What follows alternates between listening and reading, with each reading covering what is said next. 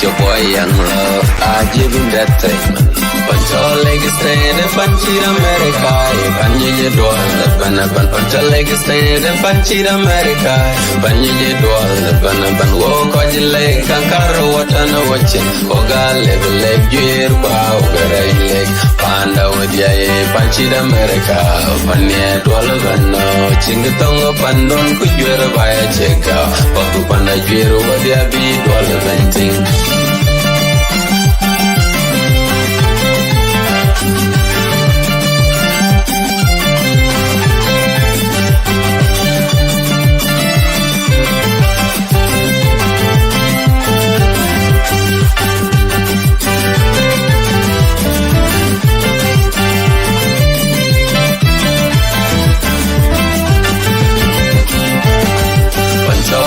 Stay the Panchir America, Panye Dwal, Pancha leg stay the Panchir America, Panye Dwal, walk on your leg, Kankaro, what on a watching, Oga level leg, gear, bow, leg, Panda with ya, Panchir America, Panye Dwal, Chingatongo Pandon, could you ever buy a check out? Paku Panda Jiro, what ya be Dwal venting.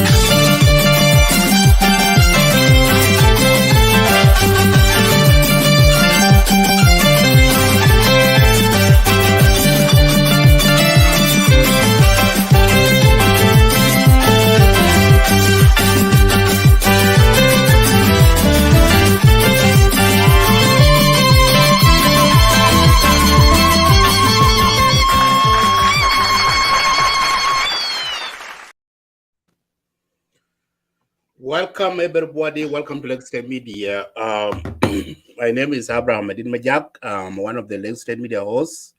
I'm here with my co-host Jok Madut Jok and our guest Abraham Awolich. And also too, we are waiting for Professor Jok Madut Jok and Rajab Mohandis. They will join us shortly. So if they can make it.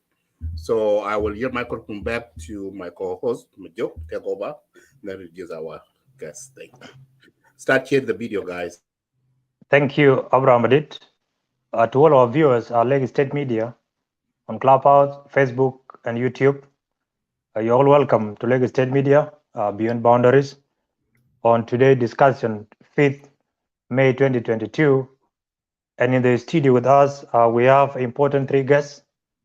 And we have one guest already in the studio with us, Abraham Awuolic, and he is a member and the founding member of People's Coalitions for Civil Actions. And we invited them today to discuss some of the burning issues that many citizens of our country ought to hear answers and also to hear voice of reasoning. And in the studio, we have voice of reasoning. They will speak to us on the challenges that are facing the country, and most specifically, the issue of Jonglei Canal, which every citizen is trying to get the clear picture of what is happening between the government of South Sudan and the government of Egypt, plus Khartoum at once. Not only that, they will also touch the issues to do with the rampant insecurity, because the insecurity is becoming a different issue now in our country, as we have all witnessed on social media and different platforms. The last topic to discuss or to be exhausted by the members or the guests in the studio is the issue of economic crisis. Alongside economic crisis, they will also tackle the scandals. There are a lot of scandals that are happening in the country, and our citizens seem not to be so much into that angle. So it is their responsibility to educate and to enlighten the citizens of the country. Abraham Awolich, you are highly welcome for your opening remark, and we'll take it up from there. Thank you. Thank you very much, Lake State Media team. I very much appreciate all of you, Abraham Madut and Jok Madut, and all the leaders of the Lake State Media for extraordinary service that you are providing to the people of South Sudan, which is information service. So I'm thankful, and appreciative of that service. And number two, to all the listeners who are watching the Lake State Media, I also thank all of you for paying attention to the issues that affect your country on a daily basis. A strong citizen is an informed citizen. And one way to get informed is to listen to conversations or participate in dialogues about your country. So I'm very thankful for that.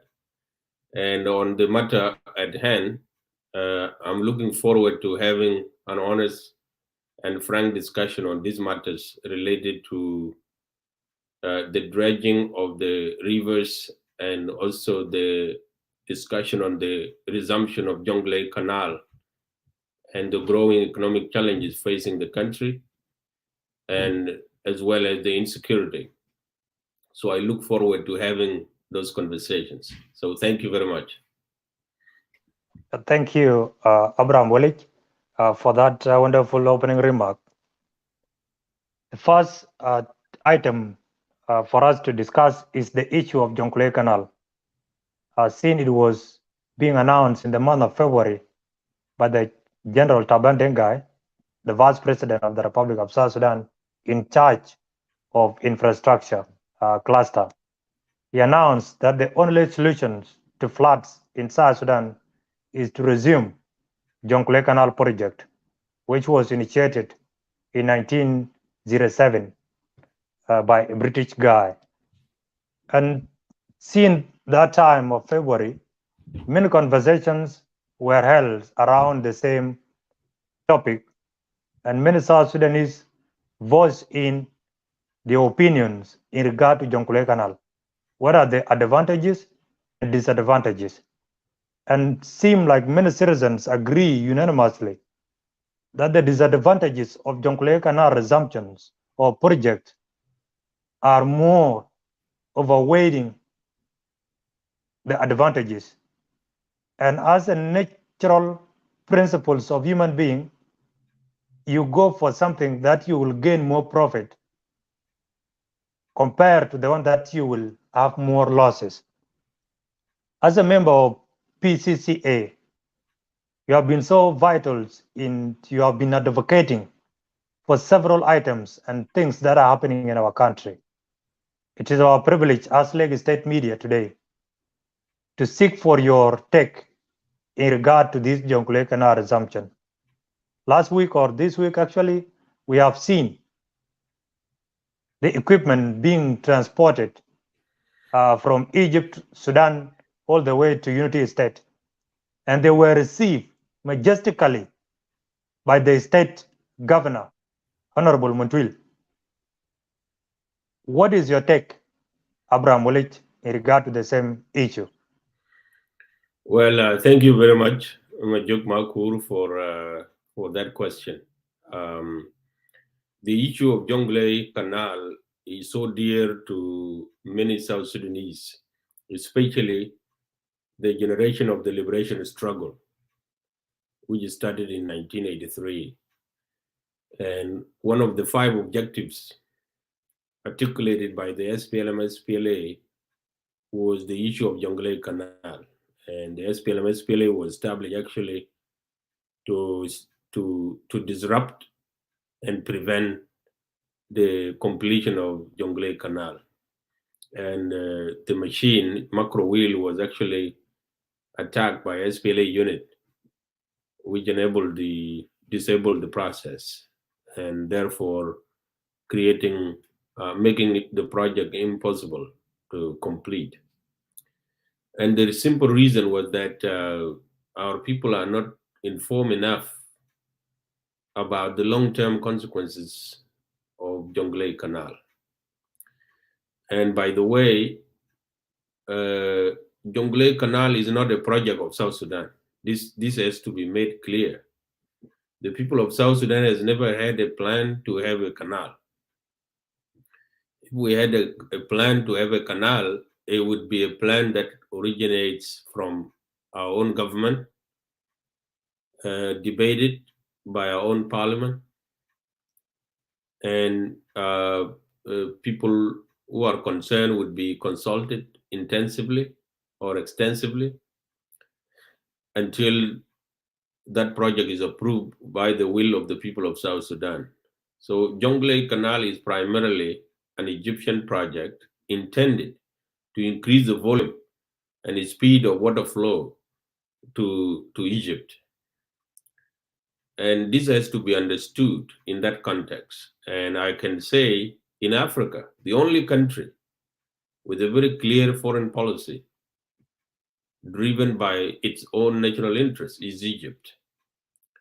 Because the survival of the Egyptian economy and the Egyptian society depends largely on the flow of the Nile.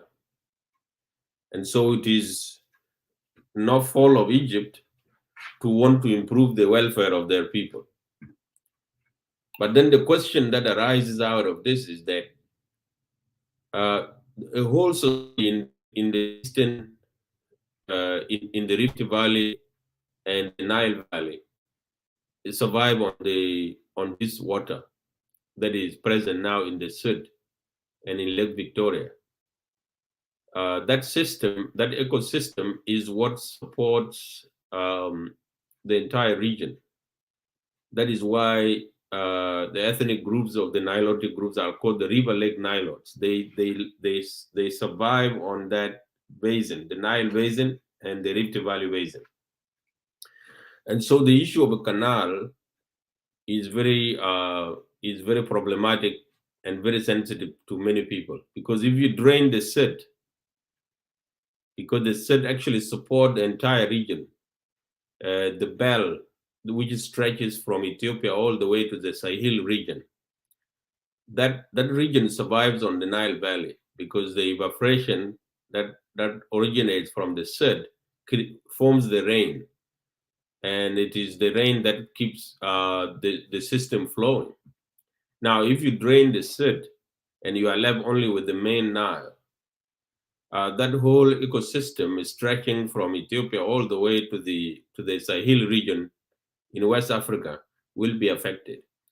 And it is important for people to note that Lake Chad is dried now. And if you follow the events that have followed the shrinkage of Lake Chad in West Africa, it has totally disrupted the livelihood of people out there. So the animals, the climate has changed, the rain pattern has changed. That is why almost every year there is a drought in the Sahel region. So draining the Sud is the objective of Jonglei Canal. And that affects us. So our people, they live in the swamps, they graze their cattle there, they fish there. The whole wildlife that you see in the Buma game park is sustained by the Sud. If you drain the Sud, they will be gone. They will migrate or they will die off. So we lose the animals, we lose the fish, we lose our own animals as well, our cows. And so we really think that Jonglei Canal should not be resumed until it is a project, and until it is something that we have studied and scientific simulations are done for over 1 million years to see what the impact of that is. In fact, there is a video circulating recently about a lake in Uzbekistan that has dried up because the Soviet Union at that time blocked a river, and it has devastated the whole region. So these are matters of life and death, and it is important for Egypt to continue to get water, but it should not get water at the expense of another section of the society. It is not in anybody's interest to deprive the Egyptian people of water. They need water to survive. But it cannot be done at the expense of citizens of another country, such as South Sudan. So it is my position, and the position of the PCCA, is that the people of South Sudan should vehemently reject the resumption of Jonglei Canal and even the drenching of the rivers. Because the rivers that you are going to drench or to dredge, especially in the in the Baragazal River. Baragazal is what they call the stone plateau. So it is very high, and the retention of water is very low. And so the shallowness of the rivers is what allows the rivers, actually the water, to flow to the marshes and to the lagoons and to the lakes. If you dig the river so deep, the water will not go out. And therefore the lakes, the lagoons and the marshes and the swamps will dry up. And these are the areas that sustain life, especially in the years of drought, when there is no water. Actually, the river could actually dry up, because what sustains the river is its connection with these lagoons and marshes and the lakes. And so really it is not actually a very good idea right now, because the rest of the world is preparing to go to war over water. And we happen to be lucky to have a swamp that sustain water in our area, and we are willing to give it up for free, only to try to get it back later at a very expensive cost. Because if you decide later to say, okay, Egypt, we have realized that our rivers are we are drying up, so we want to fill up our rivers again, then now that is a problem. That will be altogether. And so it's better to prevent war before it starts, by not allowing this project to happen, to take place.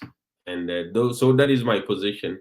The resumption of Jonglei Canal is a big no, and the dredging of the rivers in Barghazal and in the Unity State is a big no. What we can do, we can actually manage our own floods. And one way to manage the floods is to migrate people. Take people to the islands and let the floods happen. We have so much land. So why do we want to live in the water? We use that as farms. But our people who are vulnerable to the swamps can be relocated to highland, and we keep our water as it is, and use and reserve some of the flood water for irrigation, so that we can increase food production for our people. So in case there is drought, there are places that are vulnerable to droughts. For example, Capoeira is one of those places. And some parts of Barghazal actually are prone to droughts. So you can use those lowlands to increase food production, so that you can sustain those people who cannot farm as a result of drought. So that is my take on the issue of Jonglei Canal. And I want to add one more thing. We want our parliament to come clean on this matter. We want the parliament to tell the people of South Sudan whether they have actually approved this dredging of the rivers, and what evidence do they have of the feasibility and the long-term impact of this dredging of the rivers, leave alone the Jonglei Canal. Number two, we also want our president to be very clear, because there are some people here who are trying to push a line that even the president is not aware of this. Well, give me a break. There is no project of such magnitude that would be taking place in a country that has a president, and the president and the security organs of that country don't know about it. That is not acceptable. If the president doesn't know this project, and the security organs of our country don't know this project, then they have no business in running South Sudan, because this is what we call national security interests of the country. National security threat is not Abraham Awolic talking about the failures of government. That is not the threat. I have no power to threaten the future of existence of South Sudan. But Egypt and the dredging and the digging of Jonglei Canal can threaten actually the future of South Sudan, and the people of South Sudan could die off on the face of the earth until you have no place called South Sudan. That is what we call national security. And so if a project that threatens the future of security of the country can be conducted, and you want to tell me the president doesn't know about it, then the president and the security organs really have no business running South Sudan. So that is what I want to say. So the president is actually aware of this project. He has approved it, but he knows the sensitivity of this. So being a shrewd and intelligent politician, he wants to delegate this responsibility to other junior people, so that when it gets out of hand, he can cancel it and say, I was not aware of it. But that is not, you don't cheat and you don't lie about things like this. It's a very serious matter. So we want to hear from the president, what is his take on this? What is the take of the parliament?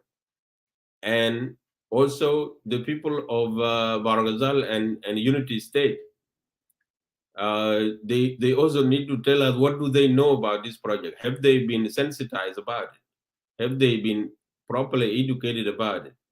Is it a solution to floods? But is it not a problem that is it not creating another problem bigger than the flood itself? These are some of the questions that ordinary people and politicians should be able to ask about this project. Thank you very much. Thank you so much, Awuolic, for well articulated take in regard to Jonglei Canal. You mentioned it very crystal clear that Jonglei Canal was not a homegrown solution made or engineered in South Sudan. It was basically engineered as a foreign interest. And by the time when this project was initiated or the project came into being, South Sudan was not in the equation. The Southern Sudan by then was not in the equation. Now we have independence. And blindly, we are trying to sign the deal that we don't even see the benefit to ourselves as South Sudanese. That is very clear. Secondly, you have mentioned most of disadvantages of this project to South Sudan. And the most dangerous thing one can do to his country or citizen is to keep them in darkness. That is ignorant. And the same thing seems to take place or is happening in the country. Our government is trying its level best to make sure citizens don't see the light.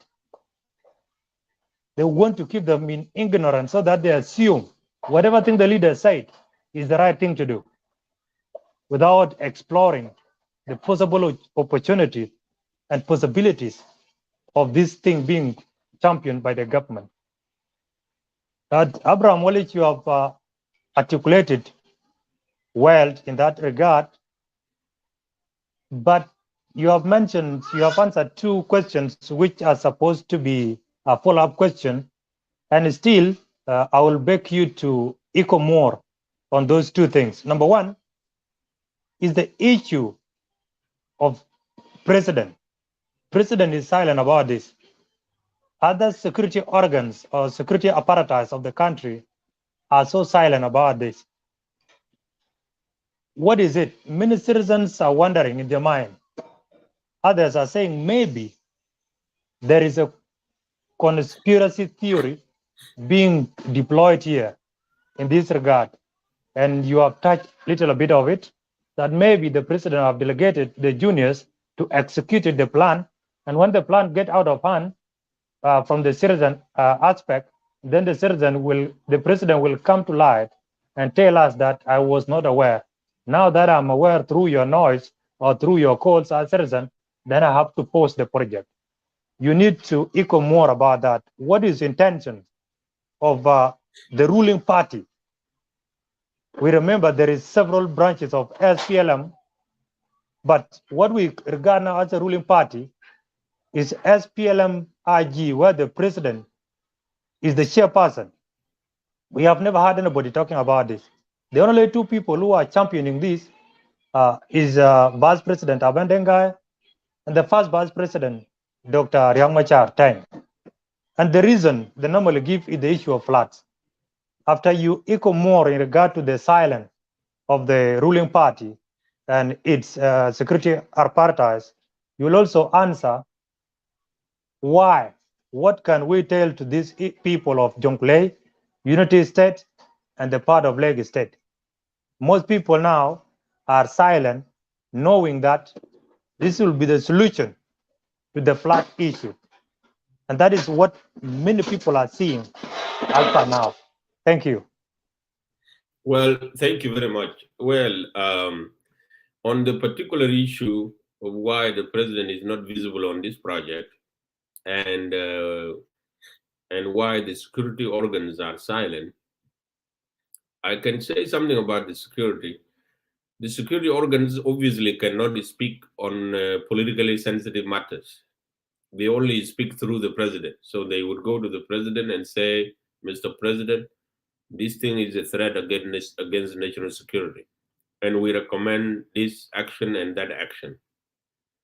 And if the president doesn't consider their decision or their recommendation, that's how far they can go. Unless they mutiny against the decision of the president, that is a different matter altogether. So I did not expect the security organs to say anything. The reason why I said if the president and the security organs are not aware is because if the security organs are aware and they have informed the president and the president is not able to speak, then that is a different thing. Then it is the president's problem, not the security problem. But if the security organs are not aware, then that is a big problem. Because the biggest question would be, why are we paying these security organs to protect us? What are they protecting us against? First of all, they are not able to protect us against ourselves. We are able to kill ourselves, butcher ourselves in the villages. They are not doing that. They are also not able to protect us from the armed groups, including the government troops themselves, who are deployed in various parts of the country and collide with civilians every day. So then the bigger question would be, what are they protecting us against if they allow projects like this to go without raising a red flag? For the president obviously has been captured. It is a man in a cage. His life has been securitized. And let me break that down. Securitization is essentially the process where elements within the security capture the power of the president, and they scare the president that everything that is in your house and around your room, compound, and everywhere in the country is a security risk. And so don't do anything until we tell you. And so once the president succumbs to a situation like that, then they drive him and they use him for their own particular interests. So in this case, the president is captured, and he allows himself to be captured because he feels vulnerable. And so he has been captured by people like Tudkel, whose horizon, the only, he is the one running the foreign policy docket now. Although Mayigayi is put in charge, technically Tut is the one deciding which foreign policy we run in the country. And for Tut, it is only a Middle East. It starts with Sudan and Egypt, and then it across the rivers, the Red Sea, to Saudi Arabia, to the United Arab Emirates, and and Qatar. That's it. That's the horizon of South Sudan foreign policy under Turkey. And so if Egypt was able to give us some weapons to ward off opposition taking power, and they are able to give us some cover within the African Union and other places, then what do we give them in return? So they give them something. This is a simple argument that would be rewarded. Then you say, okay, let's resume the Jonglei Canal. And I've seen somebody posting here that South Sudan government has been given 46 million to allow this to happen. I don't have evidence for that. But this could have been, let's resume Jonglei Canal. Now they realize that there will be so much opposition to Jonglei Canal, and especially from the people of Jonglei. So they said maybe if you start from the place where the president comes in Barghazal and where the vice president comes in a unity state, then that will calm the nerves of citizens. And later on, you can then come to Jonglei once you have gained the trust of the citizens. I think that is the strategy that the president is trying to use, and he's aware of this, that during the liberation times, the SPLA was very vocal against the Jonglei Canal. And so for him to come to the public and sell it would be very awkward. It would be seen as a real sellout and contradictory. So he doesn't want to meddle into it. So he gave it to the Minister of Water so that it is managed at that level. And if there is a political risk, he would dodge the bullet and the minister will become the victim. We have seen this in 2016 when someone in the Ministry of Foreign Affairs wrote something that Abiy is not part of South Sudan. And reflecting the sentiment of the president at that time, when he was very unhappy with the people of Abiy. And Mariala Benjamin became a victim of when there was a public backlash, Mariala Benjamin took the bullet. He had to go. And later on to be rewarded for taking the bullet. So these are political gimmicks. These are political optics that people need to read behind the curtains. And so really the president doesn't want to shoulder responsibility, but this matter is so serious that we can only listen to our president convincing us why this project is important. Anything short of that, we cannot, it is not acceptable. It should be rejected, whether peacefully or violently. It has to be rejected because it threatens the future of the people of South Sudan. Thank you, Abraham. We have heard the interview which was conducted by Madingor with one of the veterans of SPLM, General Kwalmanyang Juk, and he clearly stated that is not for Jonglei Canal resumption, and he suggests some of the solutions to address the issue of floods in the country. According to your own opinions, and according to you as a member of PCCA, what are some of the approaches that you may suggest to address the issue of floods in South Sudan? Because Egypt is very intelligent nowadays.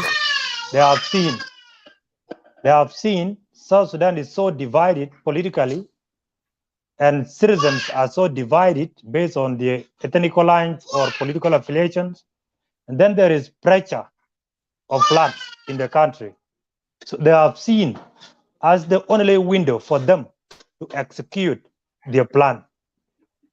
What can you tell to the people of South Sudan who are suffering for the last 2 years from floods? Take your time. Well, I want to mention just one little more thing about the SPLM, and I appreciate the fact that you brought up the interview of General Kwal. We have no ruling party in South Sudan, and I'm saying this without any fear of contradiction. A ruling party means it's a party that sets policies that then are dictated to the government to carry out. That is the meaning of ruling. But that means it is what you want that gets done. That's the definition of a ruling party. No ruling parties in other countries. In the UK, for example, right now the Conservatives, the Tories are in charge, and they have a program that they have sold to the British people. So the government, the British government, is run by the conservative ideas. This is the same thing with in the United States, for example, is the Democratic Party that is leading, and their policies are liberal, and that so the party ideology dictates how the government is run. In South Sudan, however, the SPLM is totally irrelevant. It has nothing, it has no hand or mind in the running of the affairs of South Sudan. So it is unqualified to be called a ruling party. It is actually the government that is ruling the SPLM, not the other way. So we should call it a ruling government instead of a ruling party. So because the government dictates to the party what happens, not the other way. And this is a fact. If there is anyone in the SPLM secretariat who disputes this, I would be happy to debate it here on Lake State Media with that person. But that is a side issue. So I want to tell you that the SPLM has no say in the resumption or no resumption of Jonglei State because it is irrelevant. That is why Kual is able to say Jonglei Canal cannot be resumed, and the next thing we know, the machines are already inside the country. So somebody else is the one making decisions. So with regards to what do you do with the floods, let's deal with the facts first. What is the cause of floods? My own view is this. South Sudan is basically a very flood land. It is a land that is very flood. And it is not tilted. So there is no one high side and then the rest are low. It is almost a table. So when it rains so much, even if you were to drench the rivers, it will still flood. Because the water is running as if it is running on the table. And Upper Nile region and parts of Barghazal are low. They are lower than the rest, the other parts of the country. And so the water drains in that direction. We have seen this in Juba, where the water the water comes from Jebel Kujur and Jebel Luri, and it runs and sweeps over the Miao Saba and other areas. If it rains too much, it still floods. It doesn't matter what you do. So, so flooding is not going anywhere. So what we need to do is, and Jonglei Canal, I can assure you, will not solve the floods. It will flood, but then maybe what you could argue is that as time goes, it will drain off quickly. Maybe that is the only. It will shorten the flooding. It will shorten the flooding, but it will not solve the flooding because of the way our land is made. And so what I suggest is that in places where dikes can be made, let's work on the dikes. In places where dikes cannot be made, let's migrate. Let's go to a much higher ground, and let's use that land for other purpose. So that is what I can suggest. But I'm not an expert in this. I have no knowledge in the hydrology of water and the climate conditions how they perform. But what I can imagine is that the way our land is set up, it's not going to allow, the water will just sit there. For example, I have been in Malakal. When it rains, the water just sit there on top of the soil because the soil is so thick that the water doesn't even go underground. So it just sits there until the sun comes up and it evaporates. There is no way it can run off because the land is labeled. So that is just my assumption. So it doesn't matter whether you dig the rivers so deep, the water will not drain there very quickly. You would have to do a lot of digging across the country. Thank you very much. Thank you, Abraham. Basically, your take was the same take which was being said by engineer Jero Kwalmanyang, that we have to move people to the higher ground for a while. And then government of South Sudan have to invite experts to carry out feasibility studies and also to champion some of the projects in regard to dam, especially the Fola dam that need to be resumed in normally. Then the issue of lakes, also artificial lakes need to be created in order to curb the issue of floods. And according to the experts, it seems like floods is not going to stop soon. They will continue maybe for the next 5 years. And this what give people worries a lot, that what will be the fate of these people, especially the Upper Nile region, from Jonglei State, Upper Nile states, and then Unity State. They have been greatly affected, and the part of Lake State. Yeah, thank you for that. But there are two issues here people are debating. The issue of whether you give away your water simply because water is always close to you, or you maintain your water until you find a solution to tackle it. That is the debate many South Sudanese are trying to discuss and reason about it. Number two, what do you think why the government of South Sudan is like working under pressure? Literally, when government need to implement such project, the first thing to do is to carry out feasibility studies, hire expertise to come and tell us what are the advantages and disadvantages. Compare the two, and then you take the one that you have upper hand. But it seems like our government is not into that. Even the Ministry of Water is not into that. What do you think that could have given them this pressure? Is it Egypt? And why is it Egypt is so high at this particular time? Thank you. Well, if I were Egypt, I would take advantage of a weak government before it becomes stronger. So our government is weak, our leadership is weak, we are guided by no principles, no ideology, we are not a united country, we have no shared perspective, we are desperate. And so, 1 second, I'm being disrupted.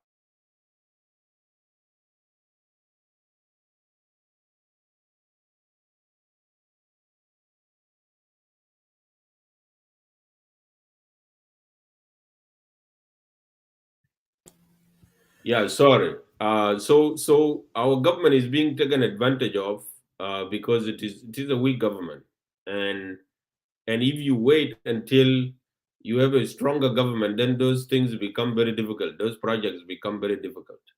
So our government is actually is materially and politically put in a weaker position by those who have captured the president.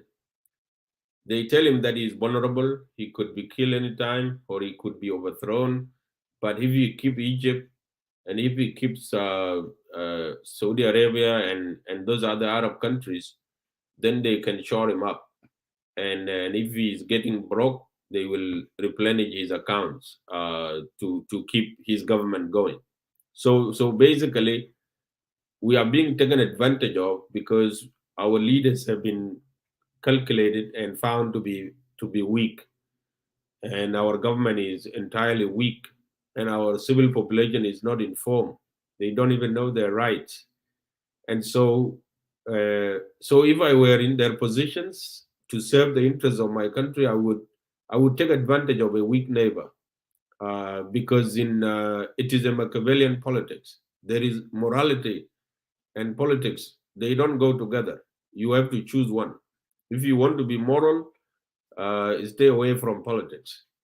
If you want to be immoral and become a strong political leader, you go Machiavellian way. This is what Egypt is doing. They are deploying Machiavellian politics. You strike at your you milk your cow while it's still fresh. So we are basically being taken advantage of because of this situation, and so pressure is being created. Arbitrary pressure is being created, and scenarios are being drawn, and our leaders are being bought off, and our security is bought off. Everybody is bought off. I can be honest about that. Everybody is compromised. We have no leaders out there guarding our country. We are all compromised. Compromised by who? By the Arabs themselves. The Arabs are running Juba town. I know that for a fact. We just don't talk too deep about these issues because some of them are national secrets. But I can tell you that the people of South Sudan really do not have a lot of people going to bed at night with their interests in their minds. We have lost our state, and we have lost our country. We are losing our nation, and it is possible that we could actually lose the whole geography of South Sudan because really, given the weaknesses that we are experiencing now, and we have seen that big countries and strong countries, they can do whatever they want. They can actually invade South Sudan. And the international community will say, people of South Sudan their rights should be respected and all of that. But if we are overrun, they will begin to keep quiet and negotiate with the new power. This is how the world works. So you put yourself in a vulnerable position, you will be taken advantage of. And that is what is happening right now. We have to be kept weak and vulnerable so that our oil is taken, so that our gold is being taken, and now our water, and even our own population. Population is needed somewhere else to go and run industries. So depopulation, through displacement, these internal wars that are fanned, you migrate, you find yourself in another country, you go and help the industry there to grow. These are deep state issues, and we are treating them as if they are just a joke. And so when we come here to complain, obviously, I'm very sure there are some audience, some of them listening now, who think that we are just troublemakers trying to give our country and our government a hard time. Absolutely not. We are not just troublemakers for the sake of it. We are seriously concerned about the future of our country, and the hard-fought independence could easily be lost. And let's make no mistake about it. There were countries in this world that are no longer there. And that includes Sudan. Sudan was there. It is no longer the same country. It has been broken up. So that is what I can say right now. The pressure is coming from people who want to take quick advantage of South Sudan while we are still vulnerable. Thank you so much, Abraham. Yeah, you have stated it clearly in regard to geopolitics across the world. Many of us tend to believe government of South Sudan, not only South Sudan, the entire Africa, should learn and draw some lessons from what is happening in the eastern part of Europe between Ukraine and Russia, and evaluate the international community, which we always rely heavily on them. What are they doing currently? It happened between Russia and Ukraine, and the West is saying several things, but that did not stop Putin from executing his plan. So literally, you put it correct. And this thing brings me back to the issue of encroachment in Equatoria from Uganda. Last week in the border of Magui County, where UPDF soldiers are patrolling in the territory of South Sudan, in Pegi, Buma of Magui County. Literally, it sends a clear message, and our government needs to draw lesson from that. Even UN, who is super and always into issues, is no longer even helping now. The only thing that is resolving now is to negotiate with the Russia in regard to resolve the world food crisis. Literally means everyone if you utilize your own power accordingly, then you can be respected. And whatever big fish seem to impose on you can be addressed if you utilize your power accordingly. And South Sudan is a powerful nation. We have everything in our midst. The only issue is how to manage it. Thank you for that. Before we move to the next question, we need to wrap this issue of Jonglei Canal with a statement which was released by the press secretary of the governor of Unity State, Honorable Montreal. Yesterday, he rolled out on his page, Facebook page, and he stated very clearly that we have heard the outcry of the citizen in regard to the machine being imported and being received by Unity State government. And the reason for this machine is not to resume Jonglei Canal, but to dredging and clearing the tributaries of Nile to allow water flow. And by allowing water flow, it will reduce the floods in Unity State. He added that's the only thing they have accepted at the state is to work on what they term as Nam River.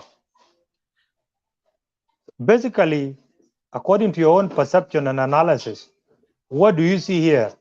Is there a part of natural resource that can be managed by the state and determine the fate of that state without considering the larger magnitude of the issue, especially the issue of river?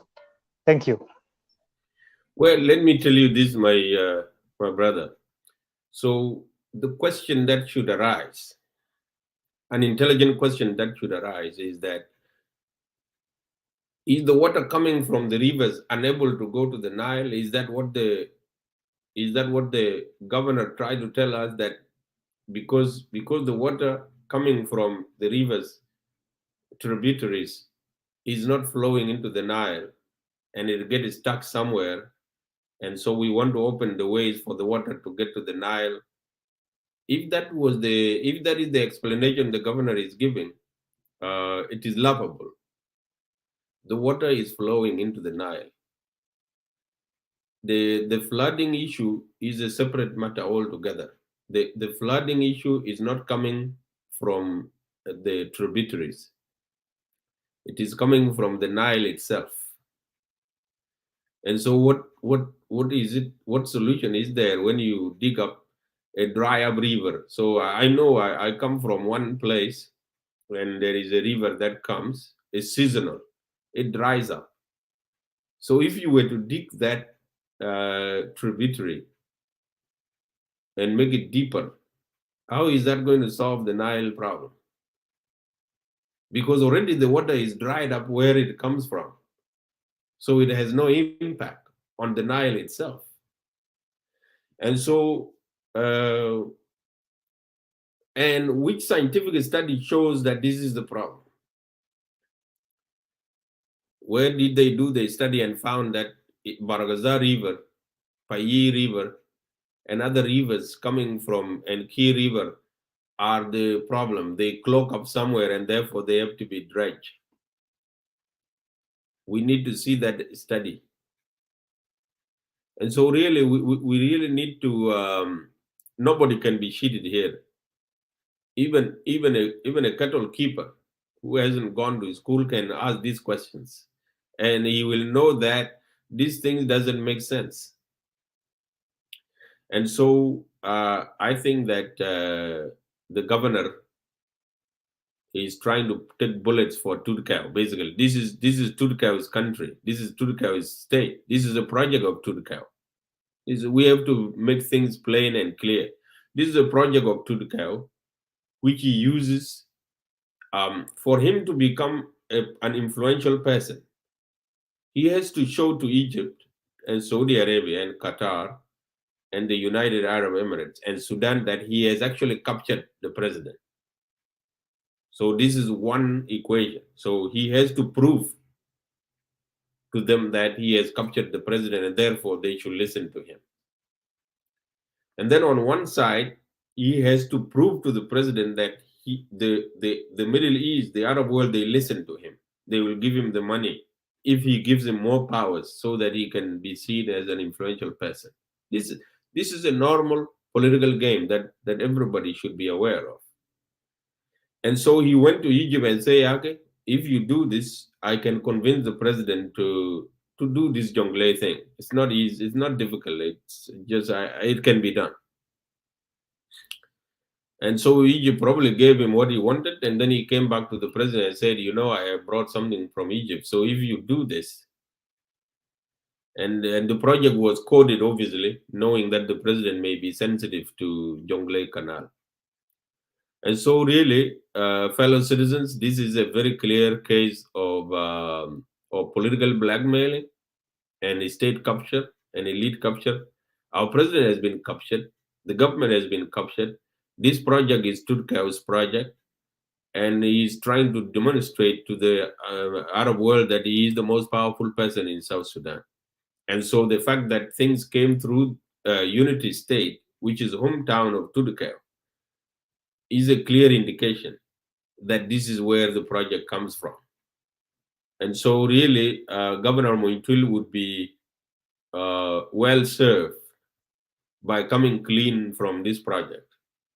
We will not forgive anyone who tries to cheat the people of South Sudan by signing shady deals with the Arabs and trying to persuade us that it is for our good. We know what is good for us. We know what the problem is. It is flooding. Even the cattle keepers themselves and the ordinary people in the villages, if you go to them and say, how do we solve this flooding issue? And you explain to them clearly what the problem is, they can even give you a better solution than these machines. And so, my brother, thank you for actually pressing forward this question. We need to wake up. The people of South Sudan really need to wake up. We are sounding the alarm here that the government that you believe is yours and the people that you think are the ones that are making decisions on your behalf are not. They are not the people that are making your decisions. Your ordinary MP is totally irrelevant in the current politics of South Sudan. Your SPLM leaders, the heroes that fought for you, have lost power a long time ago. They are basically outside the gates. They are shells of their former selves. They have no single power, totally irrelevant. The SPLA commanders that you used to respect and think that they are in power, they are not in power. Your power is totally somewhere else. It's totally captured by the Arabs, by the students of the National Islamic Front. They are the ones running your country now, and they have taken your president hostage. And the president is unwilling to untangle himself from this for fear that if he does, he will lose power. And so they are using him to run the country. And if you remember a biblical story, when Moses died, the devil actually went into the body of Moses and tried to go around to tell people the wrong things. So God had to come and take Moses up with his entire body. The same thing happened with Elijah. This is the situation we have. They from the outside, it is Salva Kiir who is running the country wearing an SPLM flag. But in reality, it's Tudukeo, it is Hussein Abdelbagi and others who are running your country. But and they are inside, they are wearing National Islamic Front clothes, but outside they have covered it with the SPLM flag. This is the reality of politics in South Sudan, and there is no need to go around and beat around the bush. So this is where we are, and this is where this project came from. And so the choice now is for us to, as usual, say, we are Mauritian. What can we do? Well, there is something that can be done. We can talk as we speak, and that's why Mointule had to put out a statement, because he heard from us that we are not happy, the citizens of South Sudan. We can speak, we can protest, we can call on our president to take action and stop the project. Thank you. Thank you so much, Abraham. You have mentioned clearly that there is something beyond our capacity or our understanding as per now that is maybe transpired between the top leadership of our country and the Egyptian government. Thank you for that. Yeah, that done and being said, to all citizens of South Sudan, you have heard, and our work as Lagos State Media is to enlighten and invite the like-minded people who have ideas to share their thoughts with South Sudanese. What we really need is for South Sudanese to get clear information, is for them to be equipped with available and relevant knowledge, not just knowledge, for them to stand up and demand what they're supposed to demand out of their government. After all, we citizens, we are more powerful than the government itself. But the only issue we have not yet identified where our power relies on. Thank you so much for that. We move to the second question. We have learned several incidents that took place in our country for the last few months in regard to the insecurity issue. There is communal fights and there is issues between here and there among cattle keepers and local people in Eastern Equatoria, Magui counties, to be specific. And last week on Thursday, SSPDF, who is supposed to be at the front line to protect the life and the properties of the citizens of the country, happened to take law into their hand and kill 3 innocent South Sudanese in the town of Magui, in the town of Kejikeji. Literally, it sent a clear message to citizens to have doubt. And our assumption as citizens was, if your village is next to barrack, then you are safe. But now it becomes the other way around. If your village is next to barrack, then you are at the risk. So literally, Brother Abraham, South Sudanese citizens are wondering that we were hoping to enjoy the dividends of peace after the agreement being implemented. But now, people are being given a different poison, and they are in grief, they are in pain. Can you elaborate more and enlighten us? What could be the cause of this security deteriorating on a daily basis in our country? Thank you. Thank you very much, Brother Majok, for that question. It is unfortunate that our citizens continue to die after we have gained our independence. It's extremely unfortunate that that happens. You know, in 2019, or it was actually 2020, I went to the village and I met some elders. One of them is a chief. And he called me and said, my son, he said, I have lived enough to know the type and characteristic of governments. He said, in his knowledge, all failed governments are dangerous. They kill people. So he said, you people should watch out. Your government is seemingly failed and it will resort to killing people. And I'm just trying to put that, I did not believe the old man at that time.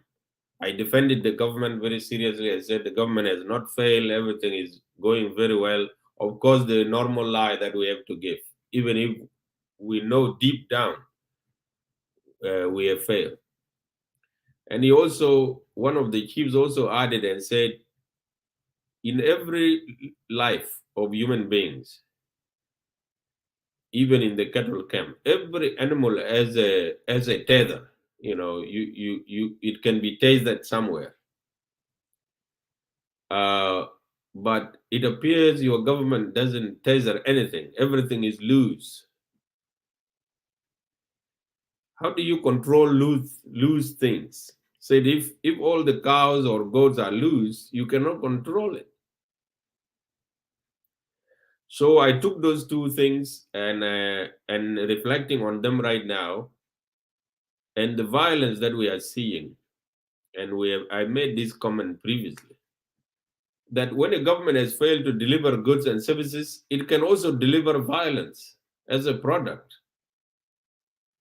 So our government has decided to deliver violence as a product. And in politics, violence is also a product of a political game. You know, you can repress people because what else do you have? You cannot tell them, okay, you wait, I'm working on this. You have nothing. There is nothing you are working on. And in the past years, you have not done anything for them. Sorry, Abraham, can you repeat that statement? It's very powerful. If the government fails to deliver, then what If happens? the government fails to deliver services, it can also deliver violence. Thank you. Go on. Yes. So, so it is, and this is a very, very simple equation in a dictatorial situation. Because what is a country? Country is a collection of people who had a hope that their collective security is better guaranteed if they collect together. So the whole reason for us as humans, we live in a society, is for security. Simple.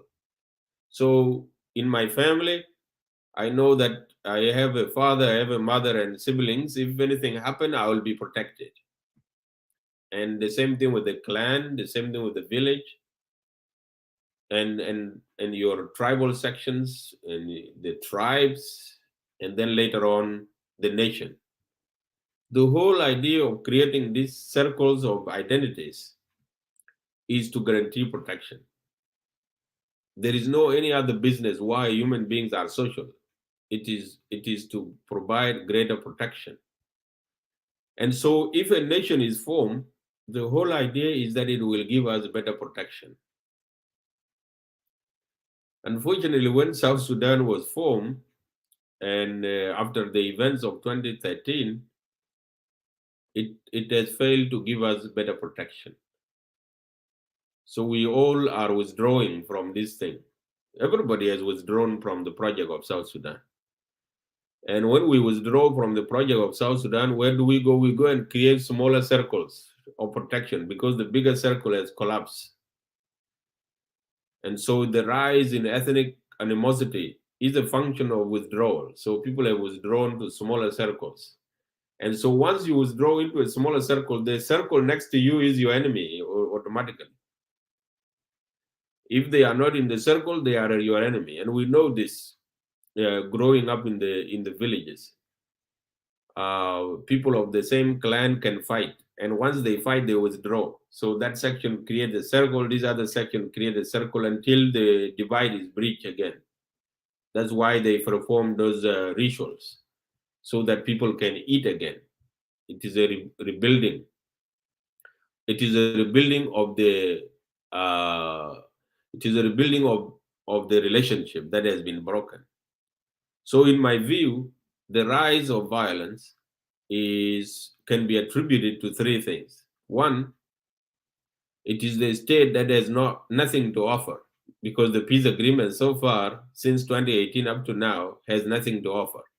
There is no economic benefit, there is no peace, and there is no improvement in the governance, and then there are no services.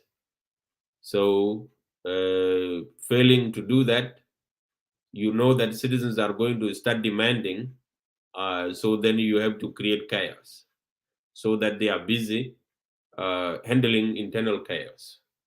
So that is one reason. The state has failed, is unable to control the security situation, and it may even be stoking, it may even be fomenting some of those security incidents to keep the citizens busy and to continue to say we are in a state of war. That's why we are not able to do anything. The second driving factor is, of course, economical. People are distressed. People are hungry. They are not happy. And so when people are not happy, you have to look for something to blame. And sometimes it is your neighbor that you blame. And this is what we are seeing now in Equatoria, between the farmers and the cattle keepers. These people actually moved to Equatoria a while ago, since 2017, let's say, so 2016. And they found a way to live together. So the farmers said, okay, you cattle keepers, you stay here. And some of the cattle camps are 6 to 4 hours away from the settlements. But then politics broke down, and so people are looking for something to blame. So the local people think that the cattle keepers are contributing to their own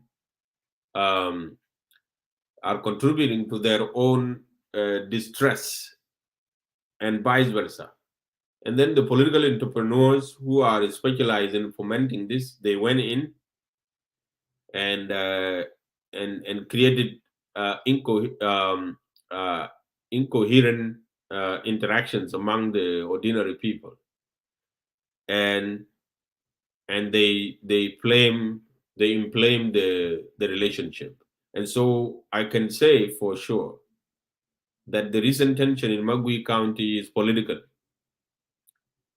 It is not actually a life and death matter between the farmers and the cattle keepers as it is portrayed.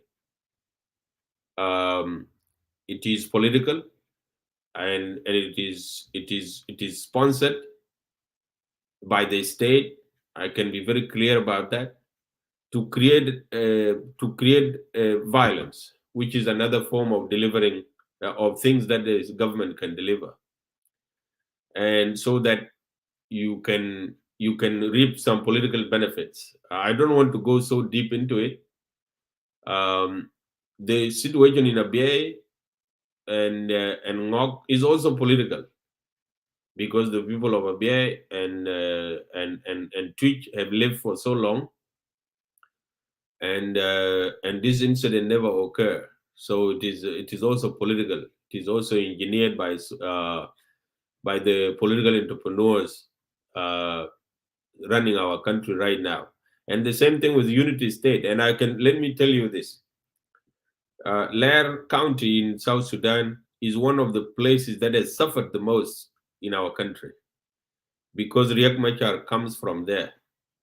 So the people of Lair are targeted sometimes by opponents within Unity State and outside Unity States.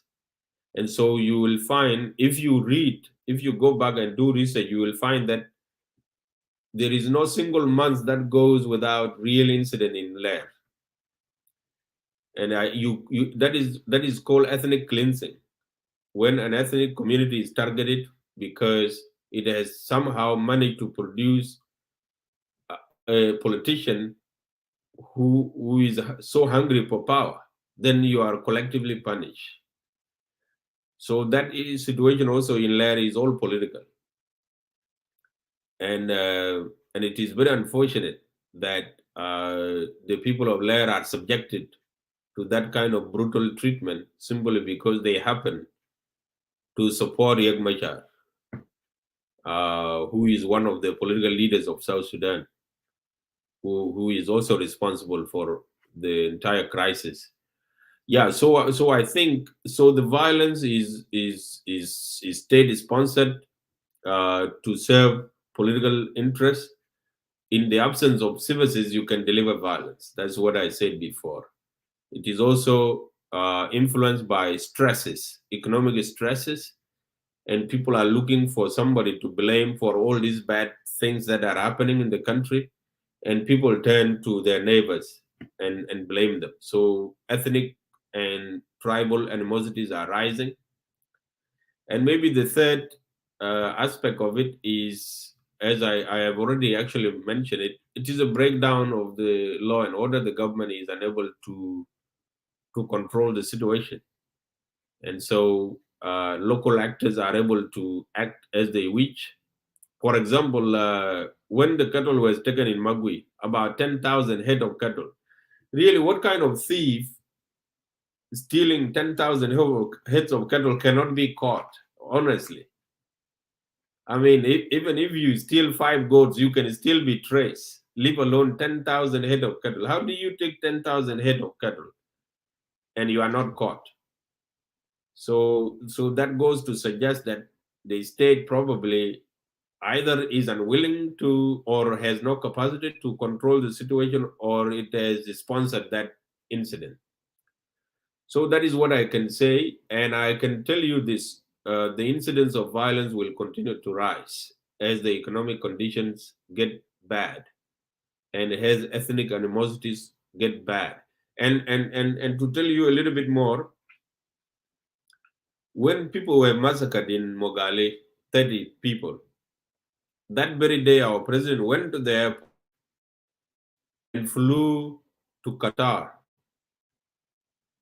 to go and give condolences to the people of Qatar who have lost an old man who was their leader, to go and give them condolences. Yet your women and innocent children were butchered in your own country, and you left that. And you come back, you say nothing about the situation. The incident in Kajukeji between the SPLA or the SSPDF and the local people is a spin-off of what is going on in Magui. So ethnic tensions are rising. People are angry, they are not happy. The government is unable to do anything, and so the soldiers that are there, who are government soldiers, because people are no longer happy with the government, they see them as occupiers. They see them as people who are there to cause harm to them. And so the relationship between the locals and the soldiers there has been constrained by failure of government to act when citizens are in distress. So I think that is what caused that incident. And so the soldiers also, because of the breakdown of law and order, and because they are not paid and the command structure may be weakened, they took matters into their own hands. And so they were not acting as soldiers, but they were acting as agents, individual agents, or maybe they had tribal sentiments. So maybe some of their members of their ethnic community were killed or were harmed, and so they had to take a revenge. You never know.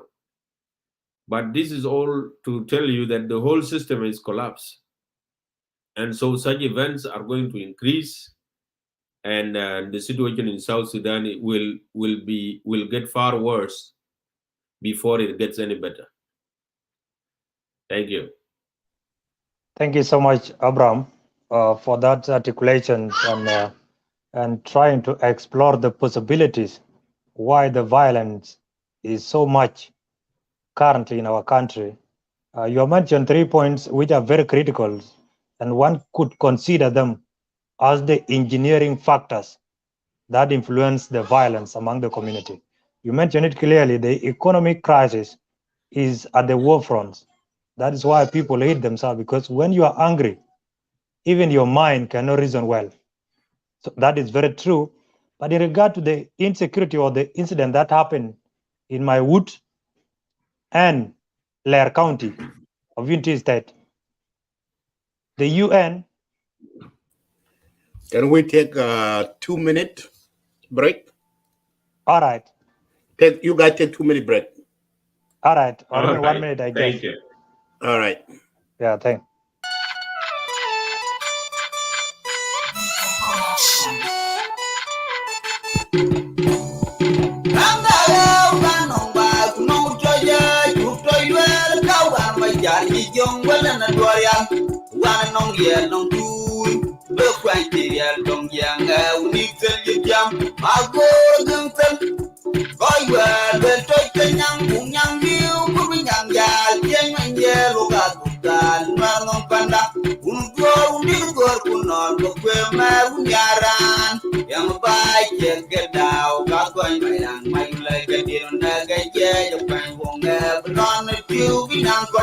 Iran, Iran, Kalaja, you work, Mary Jokulate, your panda, Dore Jolle Bano, you work, Tongo, Die Jolle Bano, you quite got, Pilla will come to Gong Yang, you got some right, calling it to over and with I.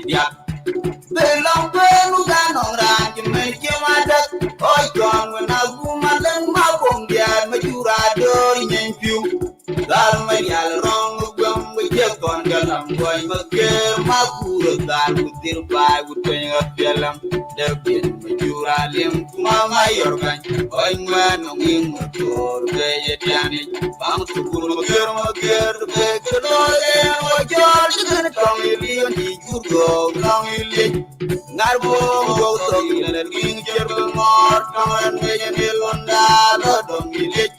Young by get out, got going and my leg at it, and get your kind who never run at you in Uncle. The Iran, you Iran, can I hear you look? Where is your leg, your panda? Where is your Lebanon? You work, look, don't go.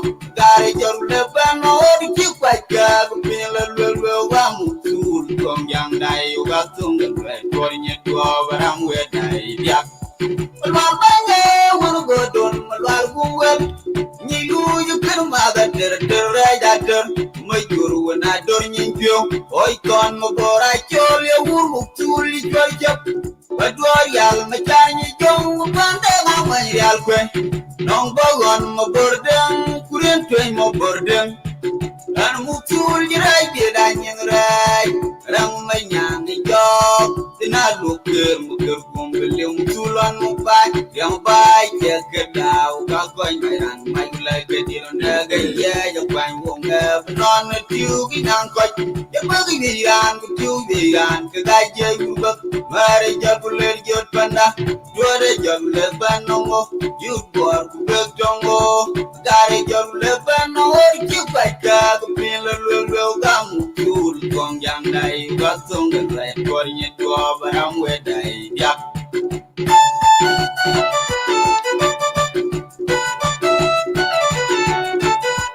Okay, welcome back.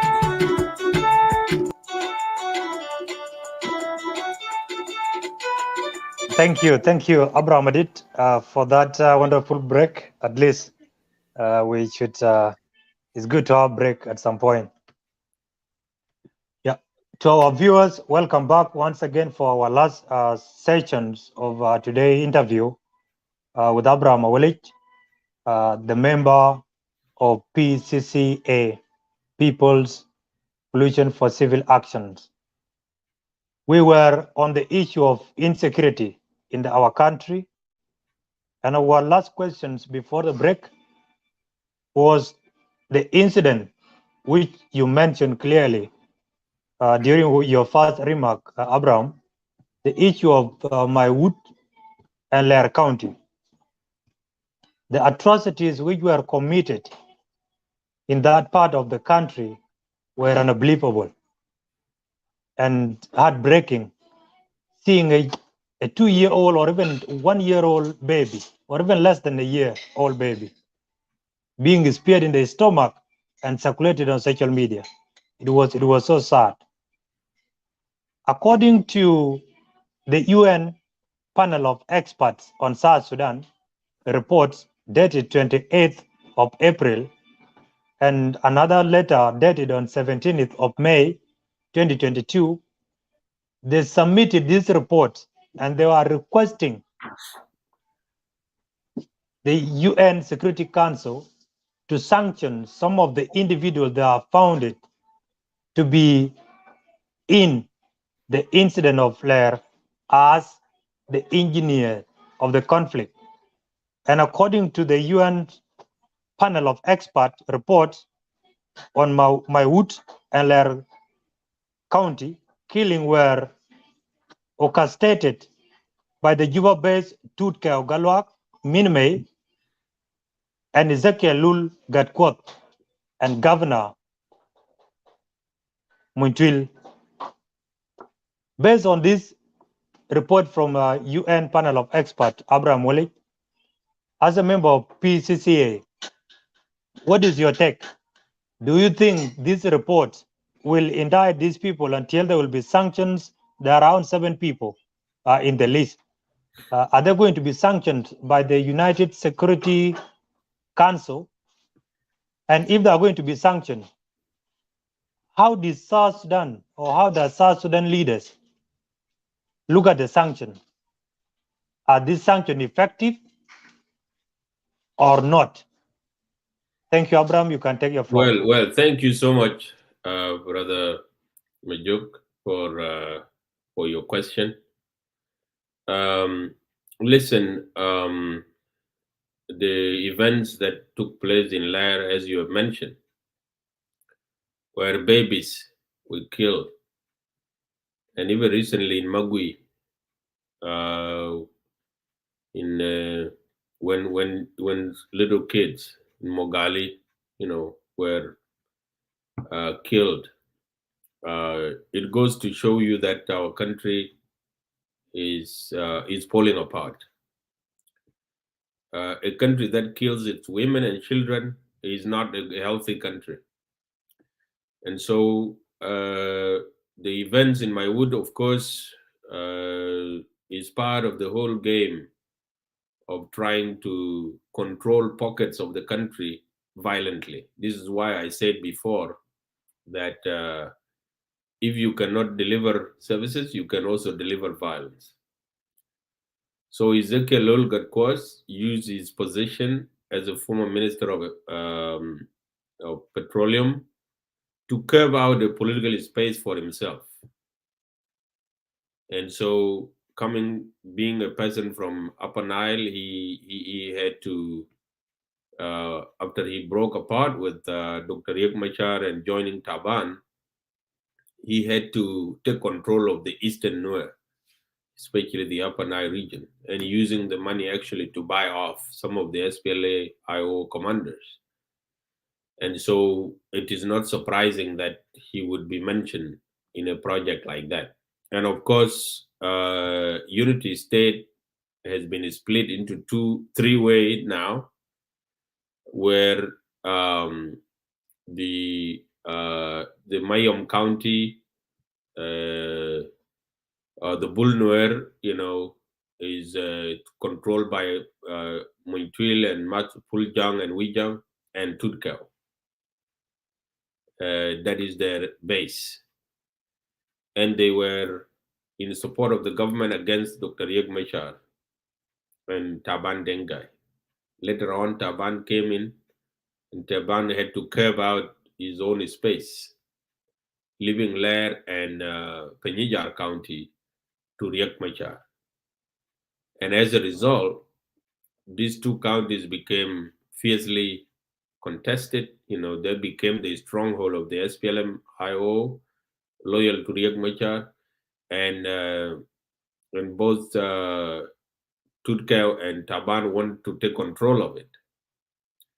And they were resisting, so they were punished. They were punished properly with frequent attacks. So I'm not surprised that some names would be featuring around that area. Now, whether these people will be sanctioned, of course, is the prerogative of the United Nations Security Council. But what I can tell you is that the record is there for those who have committed those human rights violations. Those records are being kept, and the hybrid court, whenever it will be formed, I can tell you that those who are holding the country hostage now, majority of them will visit the hybrid court of South Sudan and to go and explain to themselves. Now, there is another court that has to be created, and that is Economic Crime Court. The UN doesn't have to create that, but we will create that. And those who have bankrupted South Sudan and who have driven 90% of our population to poverty will have to pay for that. Because remember, in 2008, when they did the census and the results of the household survey were released in 2009, the country was split half-half. About 50.6% of our population were below the poverty line, and 49.1% were above the poverty line. So the country was split. Now, as we talk, in 2021, based on a very conservative estimate of the World Bank, 82% of the population of South Sudan have fallen below the poverty line. And that is why the violence is increasing. And I can tell you, to this year, we have surpassed 90%. And that is terrible. That is extremely terrible, that we have actually impoverished our people after independence. Take time and think about that. Those people who think that we are troublemakers, we read these statistics and we see the trajectory and the trends, and we see that we are actually killing our people. That is the project of the South Sudanese state, is to kill its own citizens right now as we speak, impoverishing the rest, leaving others not to be treated with any disease, and killing others actually directly, while chasing the rest away from their own country. So the project of our state is not to build us, but to kill us right now. It sounds dire, but if you look at those statistics, you got a population that was poor, but at least 50% of them were above poverty line. They were doing better. And now you drive additional 40% from the 50 that was above down to go below poverty line. That is a crime, honestly. And so I totally agree with the professor from Canada who said recently that the Jonglei Canal is actually a criminal project. So the situation of Lair and Maywood and the report of the UN, that is a documentation, evidential documentation of crimes, and the law is still sleeping because the criminals themselves are controlling power. But down the road, they will face the law. Now, on whether sanctions work, well, first of all, sanctions it is not in any citizen's interest to campaign for your country to be sanctioned, because economic sanctions as well as arms embargo are actually you are tagged as a criminal state.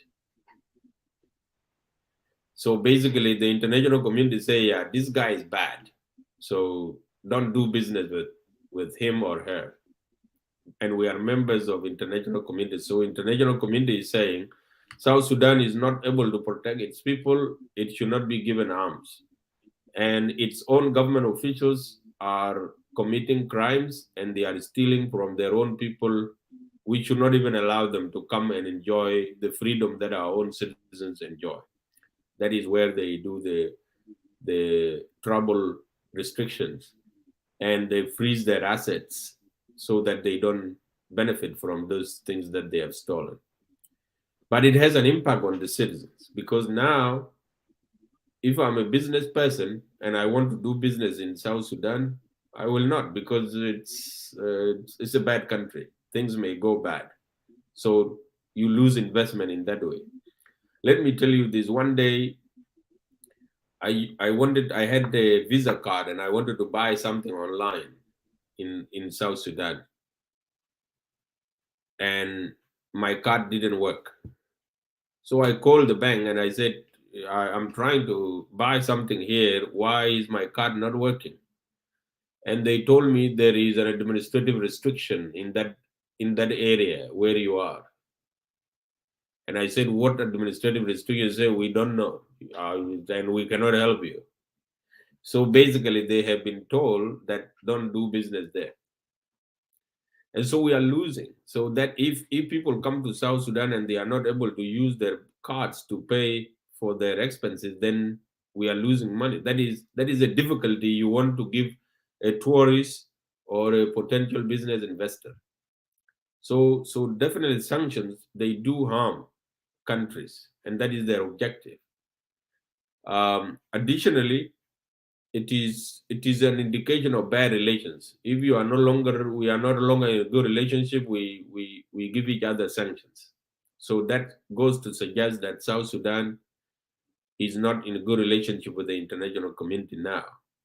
We have been quarantined now to relate to Egypt, Saudi Arabia, UAE, and Qatar. Why are they interested in South Sudan? They want to advance Islamic agenda.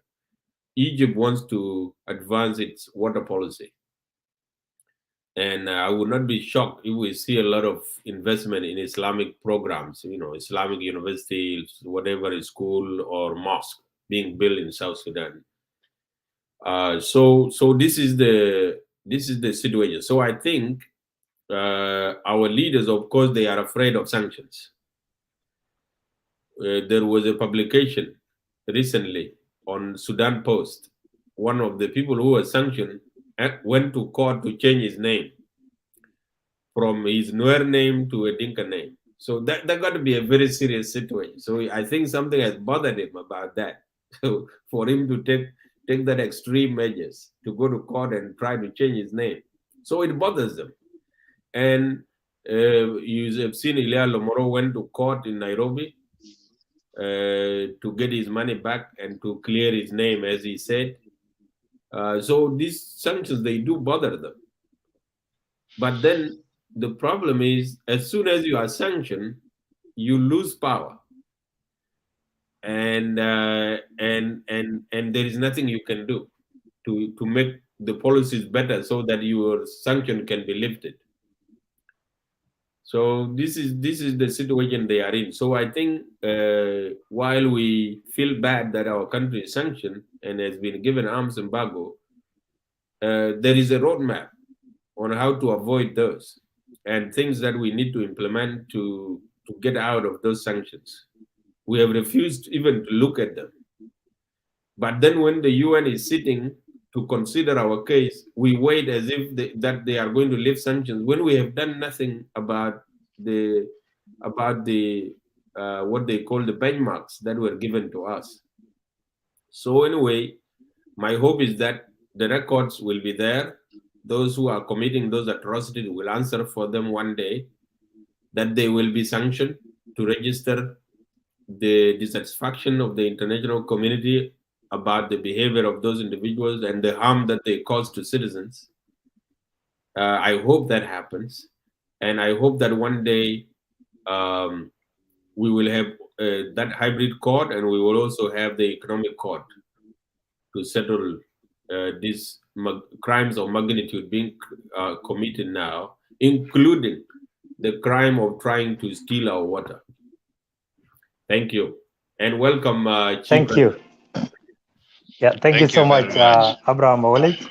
Yeah, to our viewers, we are so glad to announce or report to you that we have also received one of our important guests, Mr. Rajab Mohandis, one of the long-time activists, the South Sudanese person who has always been on the front line in issues to do with South Sudan, to address them wherever he is. We are glad to have you, Mr. Rajab Mohandis. You are welcome to Lagos State Media, Beyond Boundaries. Thank you for coming. You can go on with your opening remark, and before I give you a floor to come in with your opening remark, let me take you through what we went or what we discussed before you join us. The interview of today was scheduled basically to invite you yourself, Abraham Awuolic, and Professor Jok Madut. South Sudanese need to hear what they ought to hear from you people, especially as the members of PCCA. And there was 3 important pillars that they were seeking more clarifications and answers from you. The first one is the issue of Jonglei Canal Resumption. You have talked about it for the last 3 months, and the incident or the project seemed like to be at the post office.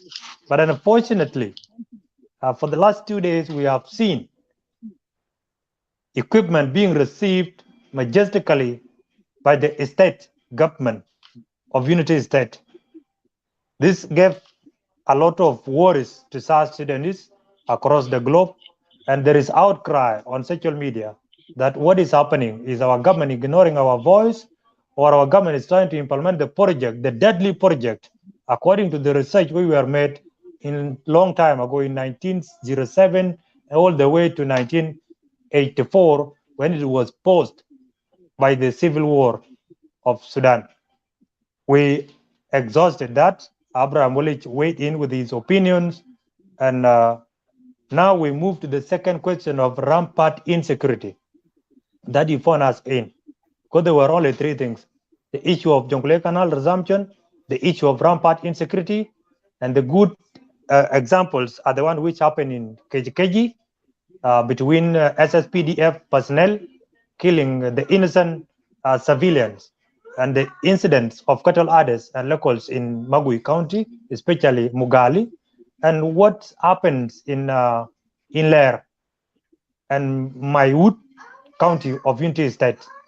This is where our conversation was, and literally we visit back the reports which was submitted to the UN Security Council by the UN panels of experts on South Sudan, indicting some of the figures from Unity State that these people were the perpetrators of the war or the conflict which was happening in the state. So this is where you found us, Mr. Rajab. You are welcome with your opening remark. And then you can take us through Jonglei canals, the way you look at it, and then you come to the issue of insecurity. Thank you. Before we go back to the statement which was released yesterday by David Ragg, the U.S. In charge of the affairs, external affairs. Take your mic. Good. Thank you very much, my brother and the host, Makur and Comrade Madit. And thank you, my brother Awolich. It's exciting joining you in this call to share views from the People's Coalition for Civil Action and as citizens on the situation in our country. I would say I apologize for being late on the call, but I trust the submissions of my colleague and brother, Abraham Awolich. He's always articulate on these issues of South Sudan. And even if Professor Jok and myself did not join in time, we trust that he did justice to the topics.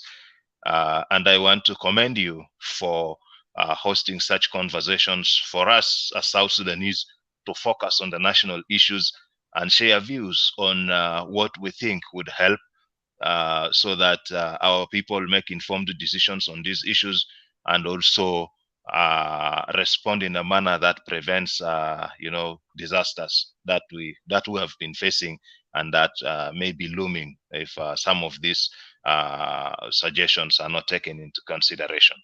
Now, I will be very brief because these topics have already been adequately discussed, especially the issue of Jonglei Canal. I would go back and say this Jonglei Canal is not a healthy project for South Sudan at all. It brings no benefits to the people of South Sudan. Instead, it attempts to disorganize the ecosystem that has been sustaining our lives as South Sudanese over these centuries. This is a national disaster for our country. And if this project is implemented, we are likely to have lots of challenges with the climate in South Sudan. And again, this is just a project that is being designed out of greed. The water that they want to drench to take out of South Sudan is not water that is being destroyed in South Sudan or that is lost. This water simply circulates between in its state of water in the swamps, and transpiration into vapor, and again coming back as rain, and the water continues to flow. So there is actually no reason to destroy these swamps. It is now in the world that people try to protect these swamps because of these issues of global warming. So for us in South Sudan, trying to destroy this natural ecosystem will be a disaster. The effect will not be felt only in Jongle or along the lines where this canal is dug. It will be affecting the whole of South Sudan and even broadly the region. And on that note, we recall how our brothers and sisters and our fathers who were there before us in the 1970s and 80s stood against this canal, the construction of this canal. And we are building on those decisions and actions taken in good faith to protect this. If it was not for the actions of those who were there before us, who demonstrated and who went to the bush to prevent the construction of this canal, we would have a different system now in this waterway, and definitely it would affect millions of our people and the whole in the entire country. So this is not a project that even has any place in our priorities as a country, and it is simply a project of greed to flush all this water out of South Sudan, and it is meant to disadvantage our country and our people, and therefore we should reject this project in totality. And it is taking place now partly because of the vulnerability of our political leaders, who are not able to, who have lost control over our sovereignty, and therefore any other country simply takes decisions and implements them in South Sudan to the detriment of the country, and without care and concerns from our people. And this is unfortunate, but it is a project that should never happen. We as South Sudanese should do the same things that our people did in the 1980s and 1970s to prevent this project. Any project on the Nile in South Sudan has to be done with the full consent of the people of South Sudan, and it has to be scientifically proven that such a project will not have will not have serious disastrous effects on our people and on our country. And for that, if South Sudanese have every reason convincing to believe that yes, such a project would not have impact on us, then we would approve this project through strict scrutiny. But a project that is simply decided by few individuals, political elites, without adequate information to the rest of the people of South Sudan, and at a time when our country is in such a situation of crisis, political crisis, security crisis, humanitarian crisis, human rights crisis, economic crisis, this is not a time to launch such a huge, massive project, which will only result in displacement of our people. I live in Maridi in Western Equatoria State, very far away from Jongle Canal. But this is a national crisis. This is a national disaster. And all of us South Sudanese from every part of our country should reject this project in totality. That is one. The second is on the issue of rampant insecurity.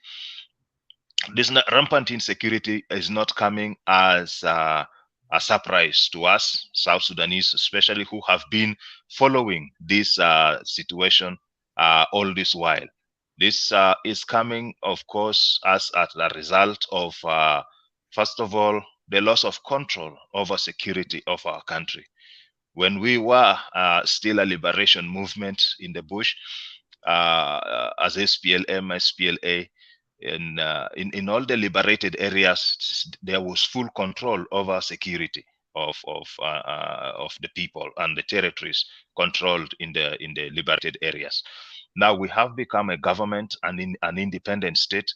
We are not fully in control of all the territories of South Sudan, And that in itself is loss of sovereignty and failure of the state to implement one of its key functions of protecting the territorial integrity of our land. We have no control over administrative control over most parts of South Sudan as a government, which is quite unfortunate. And so with such a situation, you find that when people are threatened by insecurity, they find ways to respond to try to protect themselves. That's one. Number two, when situations evolve in this manner, and we know that we have a multiplicity of issues resulting primarily from the failure of states to deliver on its key functions. We have the economic crisis. This economic crisis manifests itself in many ways. When people are not paid salaries and they have nothing to eat and they have guns in their hands, they will use these guns to find food for themselves, which is unfortunate. Again, when the security apparatus in a country is not strong enough and cannot deliver security, people take the law into their hands. But again, we have criminals who also go around, for example, looting cattle and causing people to confront themselves. But also messing up in all this is the issue of injecting politics into the whole situation. People use divisive politics to turn communities against themselves. And so we have all this crisis happening because we have no control as a state to lead the country out of this crisis. And that has been our major area of concern. Abraham Awolich and myself were in Juba, and both of us were working, but we felt that the country was not moving in the right direction, and as such, we started demanding that this situation should change, and we did that in good faith. Now, since we made that declaration almost a year ago on the 30th of July until today, thousands of South Sudanese have died. Thousands or tens of thousands got displaced, or hundreds of thousands actually got displaced, and many faced abuses, and our economy has even just worsened. And so if the authorities were to listen to the voices of citizens being raised in good faith, as we have always done, there would have been an attempt to correct this. But ignoring all the cries and voices of South Sudanese to address the crisis affecting our country is unfortunate. And so this conversation is very important, and those in authority should listen to the voices of reason coming from South Sudanese citizens to pay close attention to the issues affecting our country and get these issues addressed. We as South Sudanese demand that we can't continue in this situation, and this situation must change. Our country must be a viable state, a strong nation in the region that is able to protect itself, but also protect its people and thrive economically as any other nation in the world. Thank you. Thank you so much, Mr. Rajab Mohandis, for your brief and straightforward articulate in regard to the two topics which are actually on our table. You have mentioned it, and your colleague Abraham Awuolic has made a very wonderful statement before that if the government has failed to deliver services and peace, and then the government also can deliver violence as a byproduct. And by that statement, we can dwell our conversation that around table, because our government seem like delivering violence to the citizen, and citizens were hoping to enjoy the dividend of peace after being implemented in 2018. And unfortunately, our assumption as citizens is being proven wrong by the leaders who are running our affairs, who are making decisions on our behalf as citizens. In regard to the armed embargo, which was renewed by the UN, you have seen the reaction from the Minister of Foreign Affairs, Honorable Mayik, and also from the spokesperson, Michael McQuay, and all South Sudan government reacting to what the renewal of armed embargo. of which Abraham touched something about it. What do you say about that as Rajab Mohandis? Is it right for UN to impose again another armed embargo, or is it that they are giving pressure to the government at least for them to realize that the things are not in order? You can take the lead, Rajab, and then Abraham will follow. Okay, good. Thank you. Well, you know, I got my colleague Abraham Awolich talking about the arms embargo, that no citizen would actually campaign for punishment on its country and on its people. But the actions and activities of our political leaders in the country put the world in a very stressful situation of having no option but to take those measures of expressing dissatisfaction with the way South Sudan is being governed.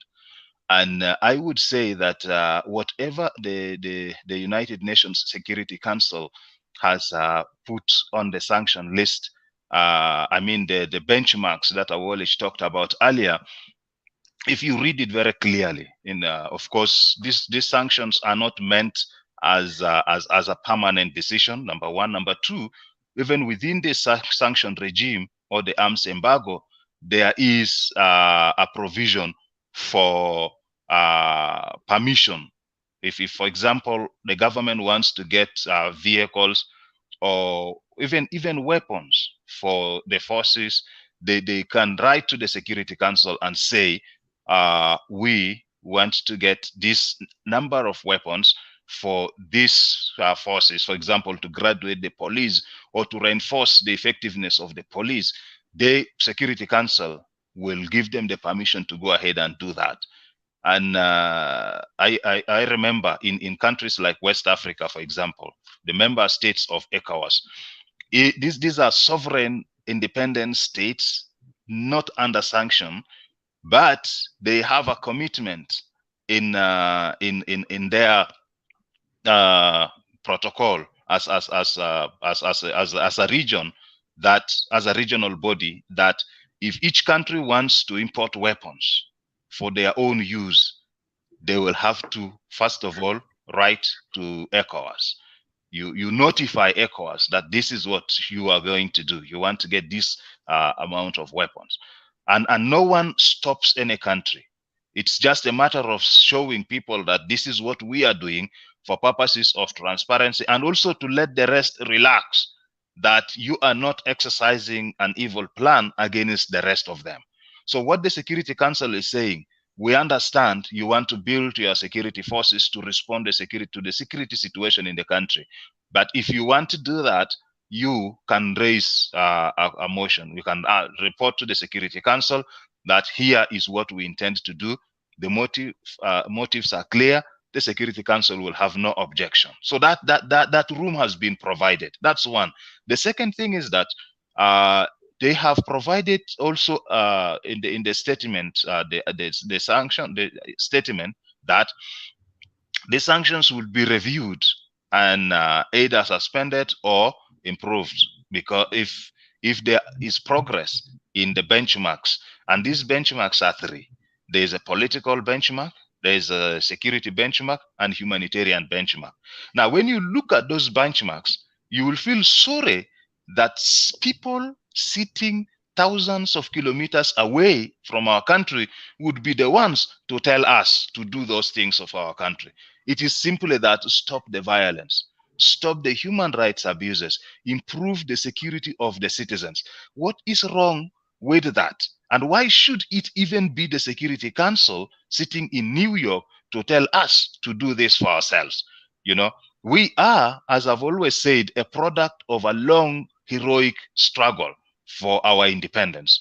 And throughout the years of the liberation struggle, way back from 1955, and you can count this backwards as well, we have been articulating the issues of South Sudan very clearly. This is what we want. You know, this is what we did not want. Issues of insecurity, underdevelopment, and human rights abuses were the things that took South Sudanese to the bush, including the issue of Jonglei Canal. Now, why would we sacrifice millions of lives and decades of suffering in the bush, you know, only to come back and do exactly the same things, but even worse than that. You know, it beats logic.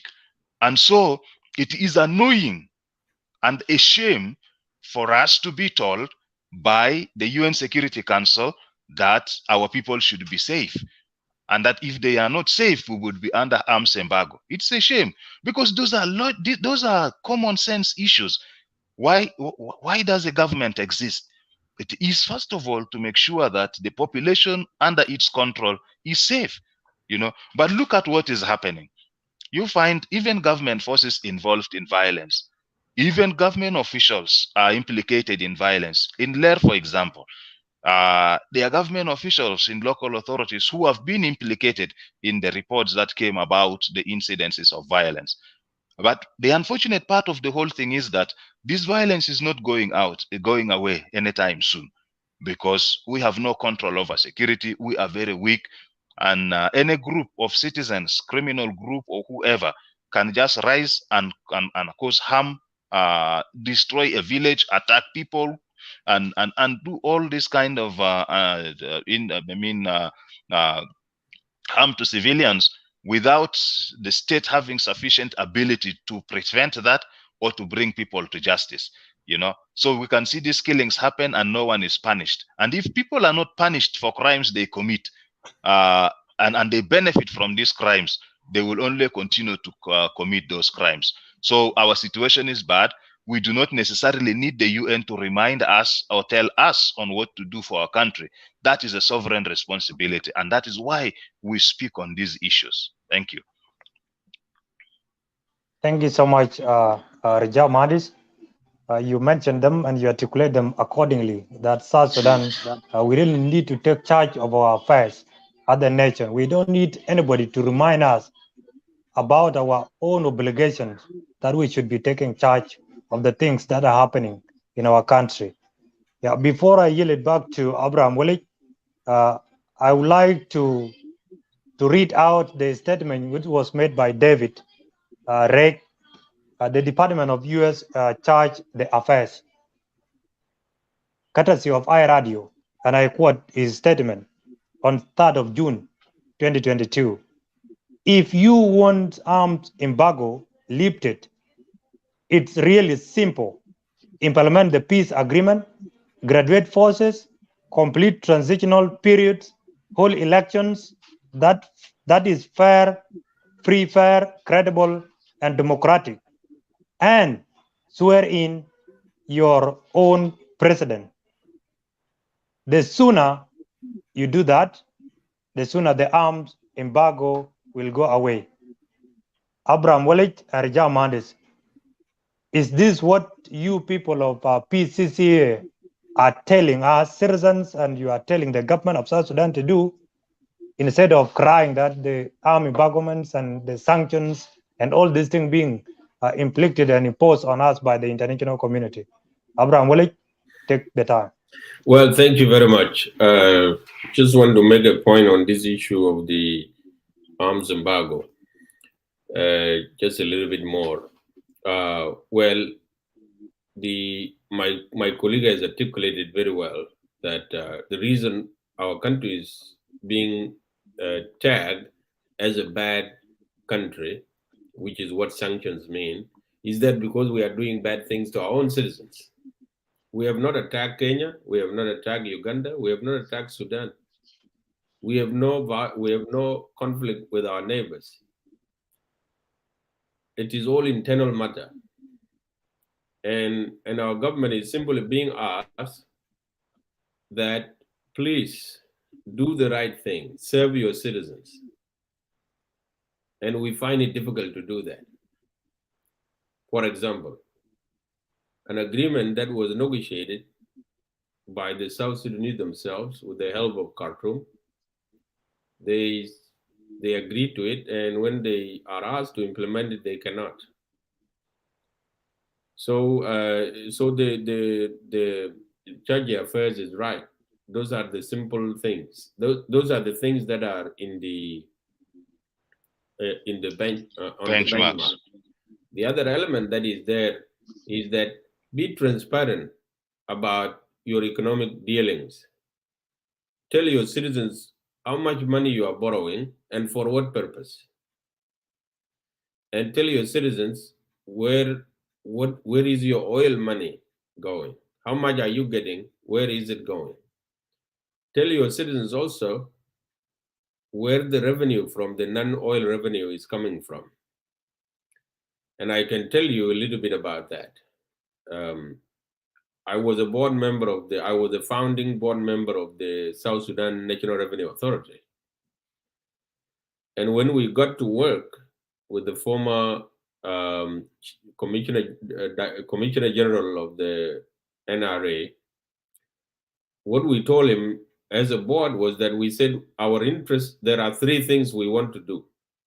We want to increase revenue for the government so that our people can be paid their salaries on time. So if you can deliver that as a Commissioner General, we will be happy. Two, we want to tell our people that the money that they give to the government in the form of tax is going back to serve them, so that they should be able to serve their government, their people. So how do we tell people that your money is being used for the purposes of government?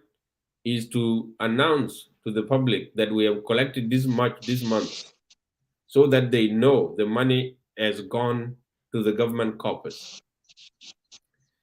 And lastly, is to now tell the people of South Sudan that we have collected the money.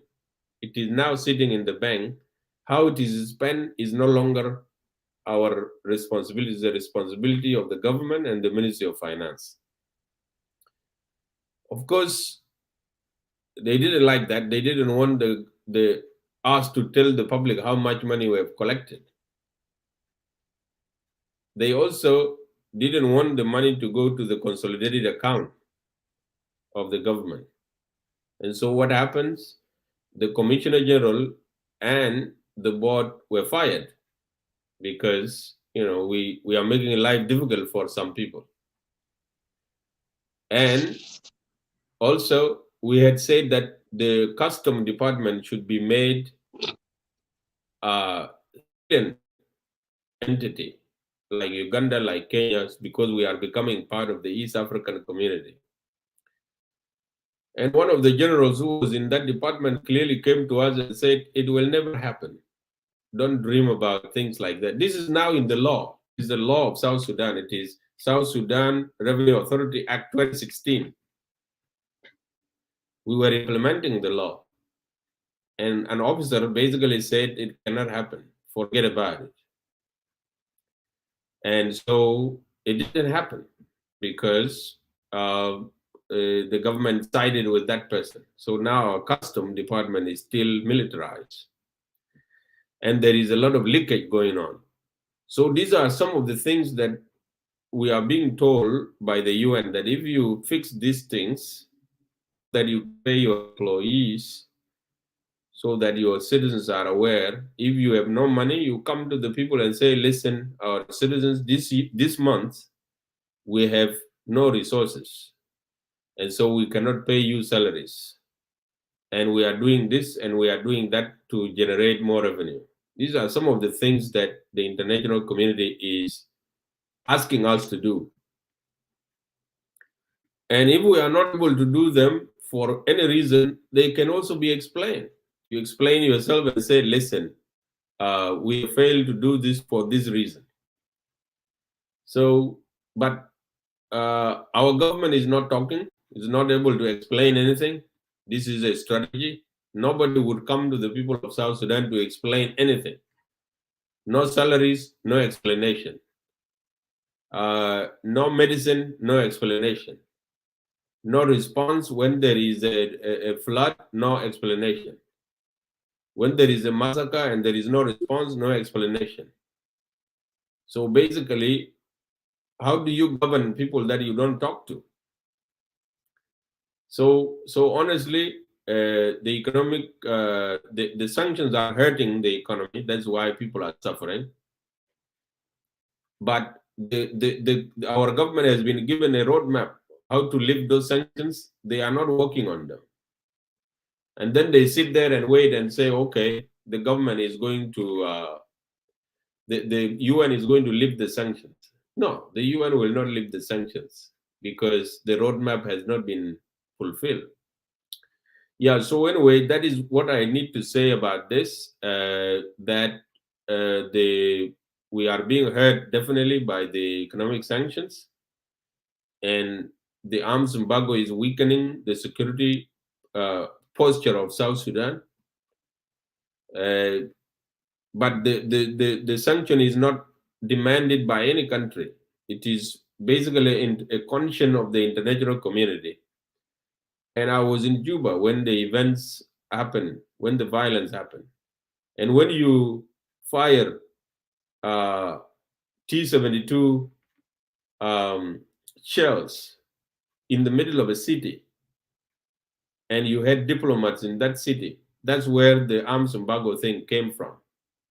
That battle of J1 scared the hell out of everybody in Juba, especially the members of the international community. And the celebration that took place after those who wanted to capture Juba were threatened and they left, it scared the hell out of everybody.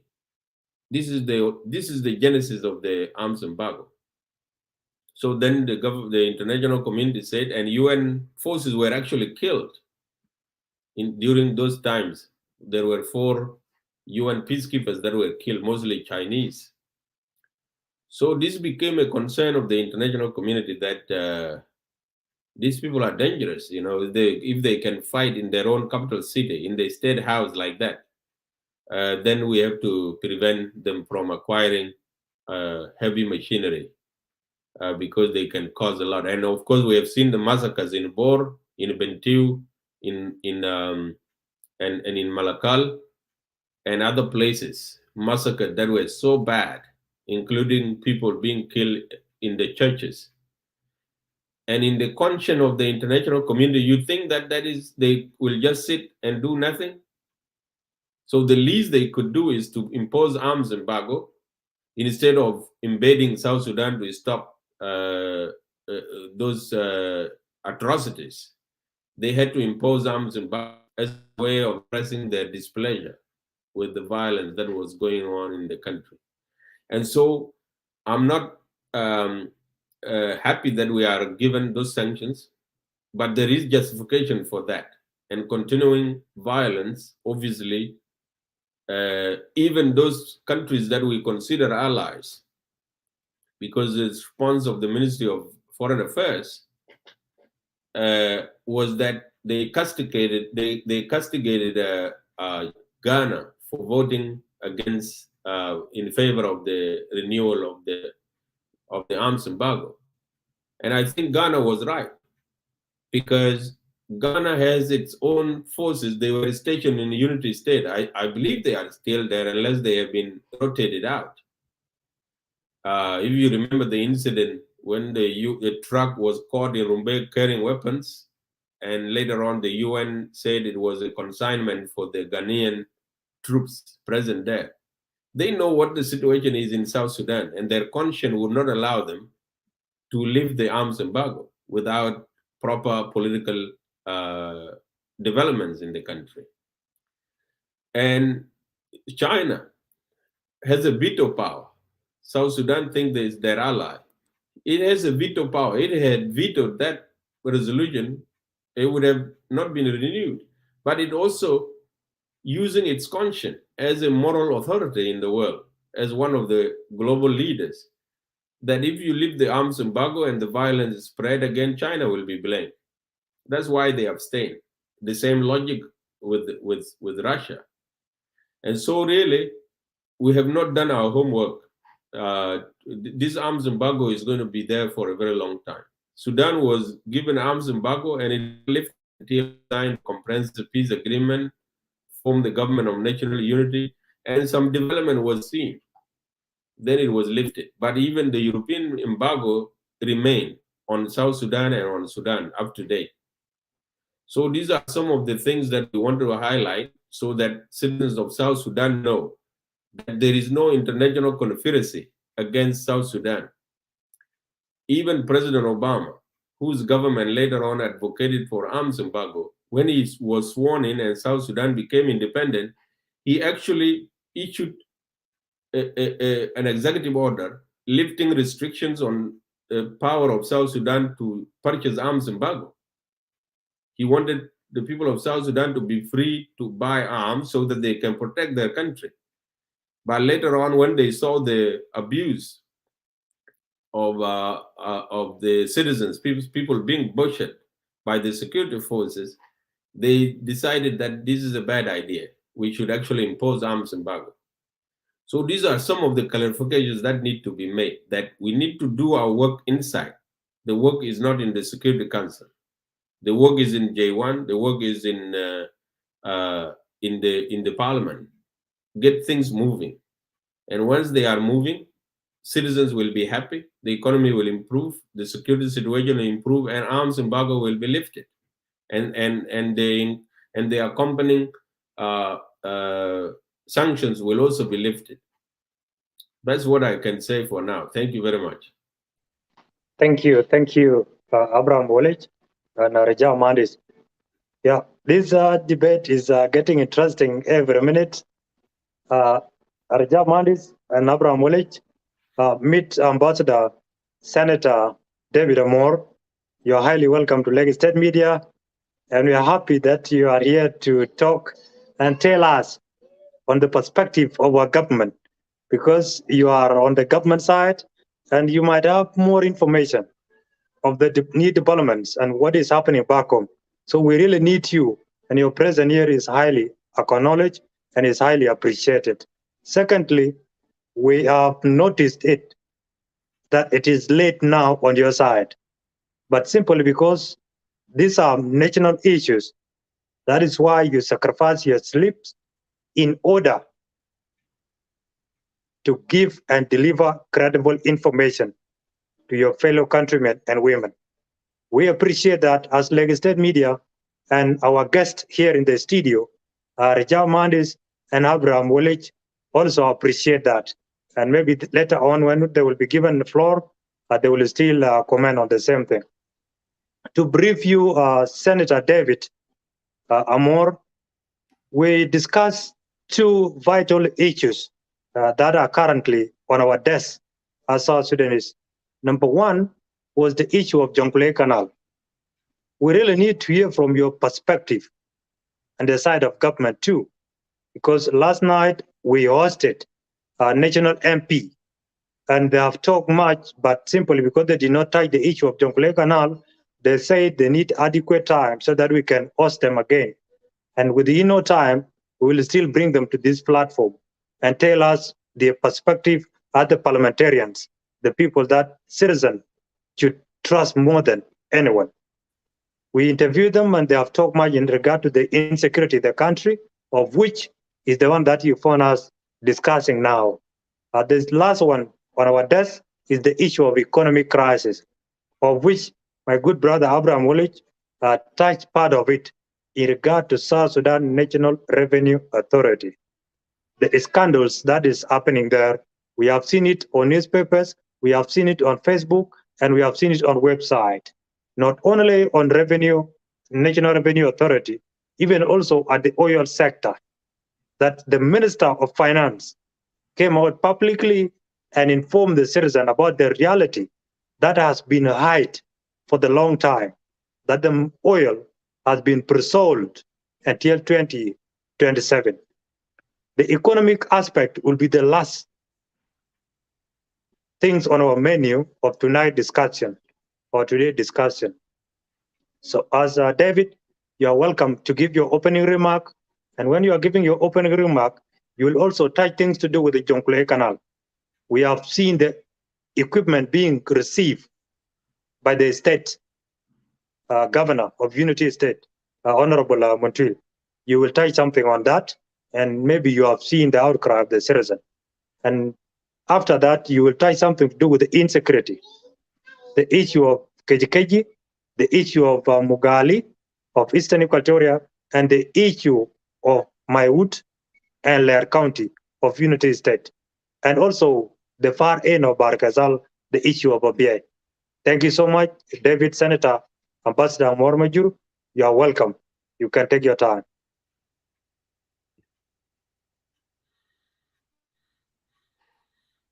Brother, more welcome. Just want to welcome Thank you.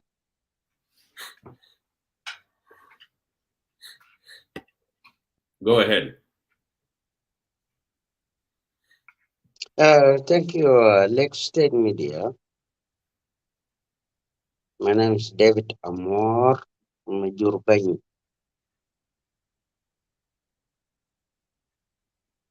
As I speak on the social media.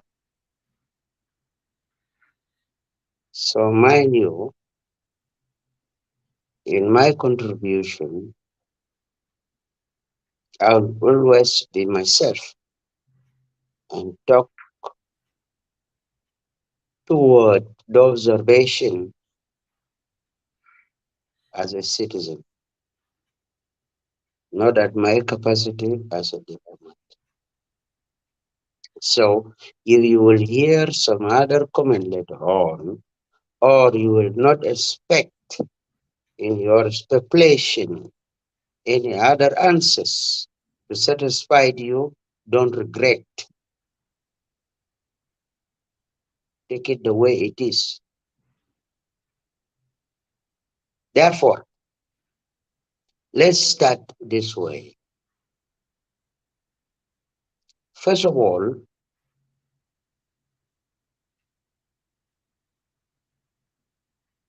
as I said, it is ever good to talk much with whoever you don't want to talk to.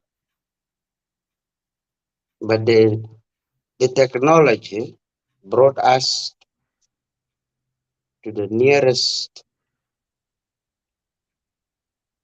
not far from each other, to talk as I'm speaking to those of Awolich and Rajab and the rest.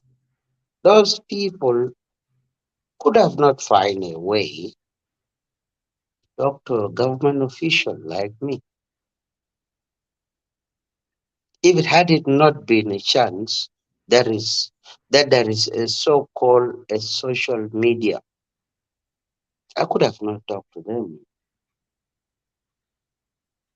Now, let's go into what they have been talking about for the last 3 to 4 hours. These are the things that they have left. They were part of it.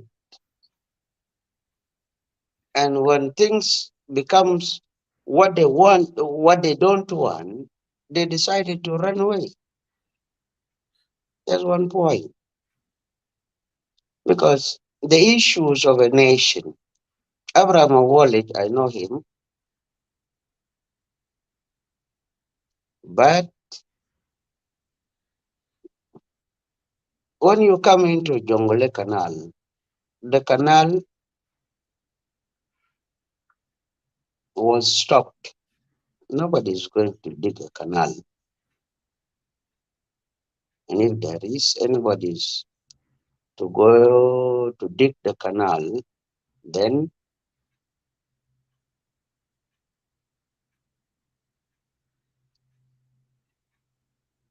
people of South Sudan, especially the areas where the canal is to be dug, must be made aware of why should we have to dig the canal.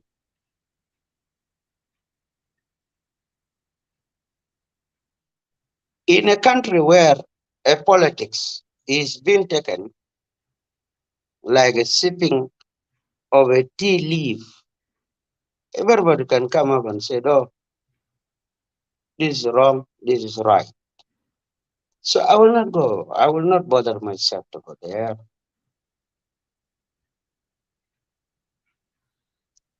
Simply because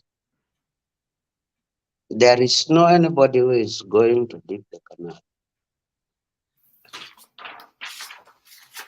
And I, for one, was a member of the SPLA who fought against the canal. And should there be a digging of a canal, then it has to be brought into the parliament or a referendum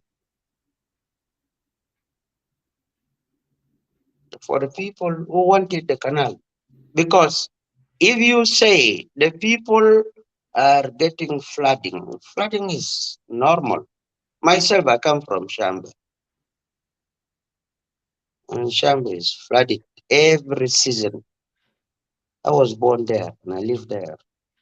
I never wanted to go to Aliap, or did my father immigrate to Atwat or to Law or to anywhere. We live in Shamba and we were there. So why should we advocate for a canal to be done? Flooding is everywhere. Now, let's talk into the issues of the concern.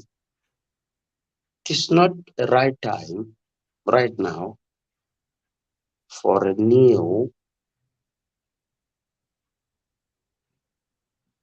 rebellion or who wanted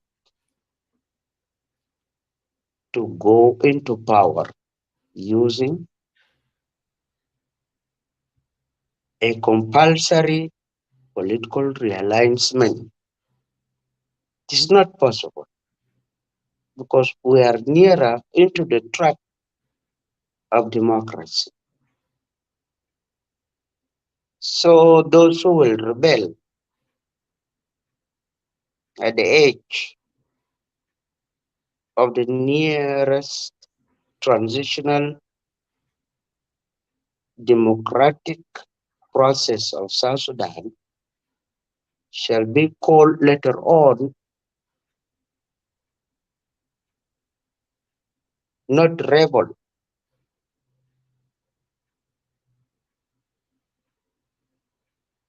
What am I trying to say is this. You talked before about the arm embargo. For us in the SPLA, we were not armed by anybody. There's no any single country to say I armed the SPLA during the war. No.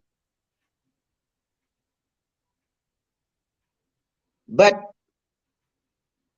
if you look into what is going on in South Sudan right now,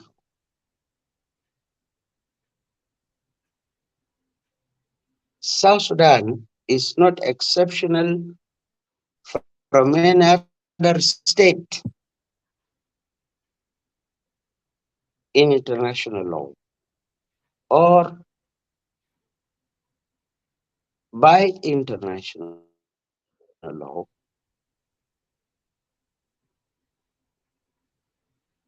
to be a state policing. That's why you are talking about. Oh, South Sudan has got an insecurity, as you might have said before.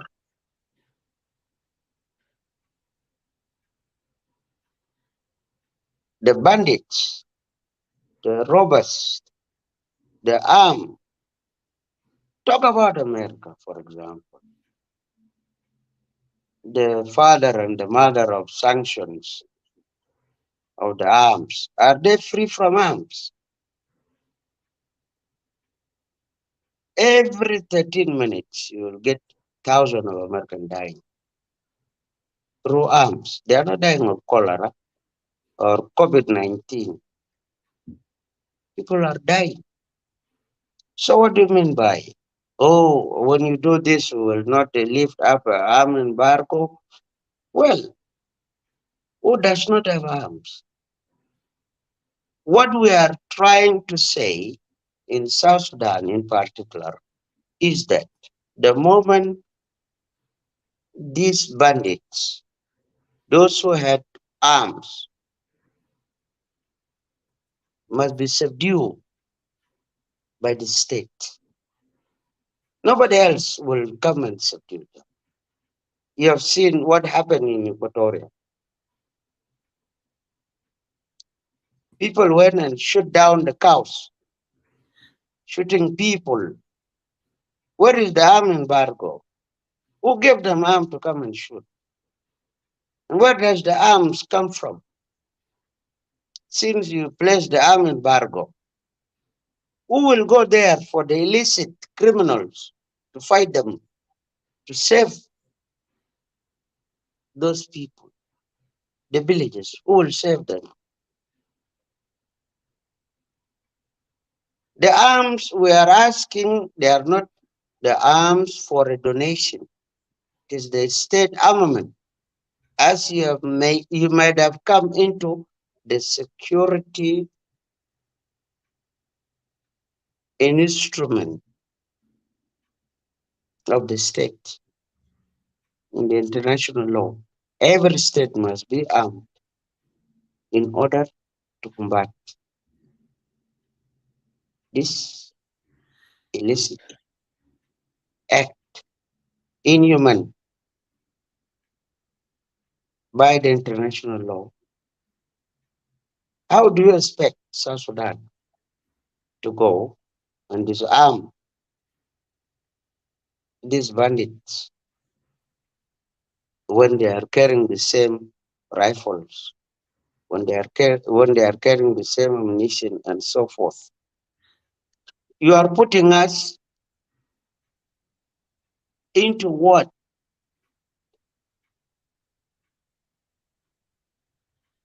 The other states does not want to go through. You are making a country fragile. I don't blame those of Awolich and Rajab Mohandis, because they are facial rebels. They don't have nothing to talk about. Just partial rebels. But if they were into our own shoes, they would have said, the countries that you are talking to, look at the Russia today and Ukraine. You are told, go and fight your own people and we will give you this. What are they giving? The Americans are giving more arms to Russia, to Ukraine, to go and fight. That means they are inviting a fight, more fight, rather than you are giving what you call arm embargo to South Sudan for the rebels like those of Awuolic to advance. And those of Thomas Chirillo, those of Pagana Mom, those of Riek Machar, to advance toward a state that has already been established. So at the end, what will you collect? You will collect only nobody. You will only collect those of whom you have given a passage to destroy their own homeland. And that's a reality. Proxies wars are over. They are not going to be condoned by anybody. Lies are over. If at all there should be any chance to talk about insecurity, when you talk about insecurity, what do you mean? Like, for instance, in the Unity State, what happened in the Unity State?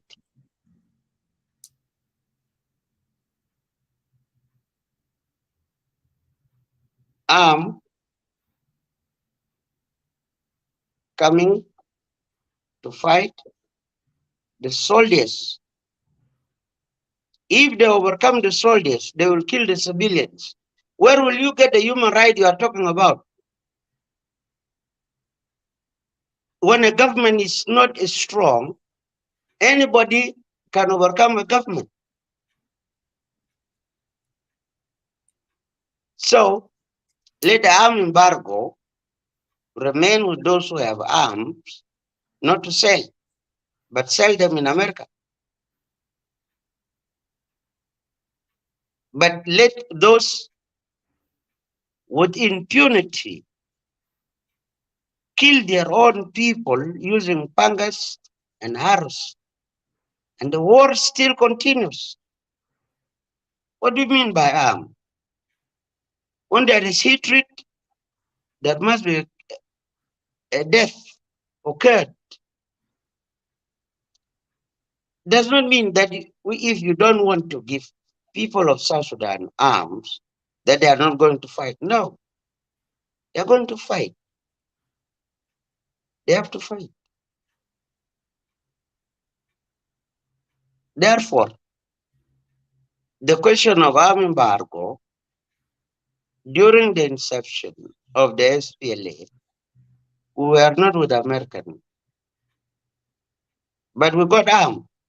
The American during Reagan armed the Sudanese against us, but we managed to get arms and fought. So what?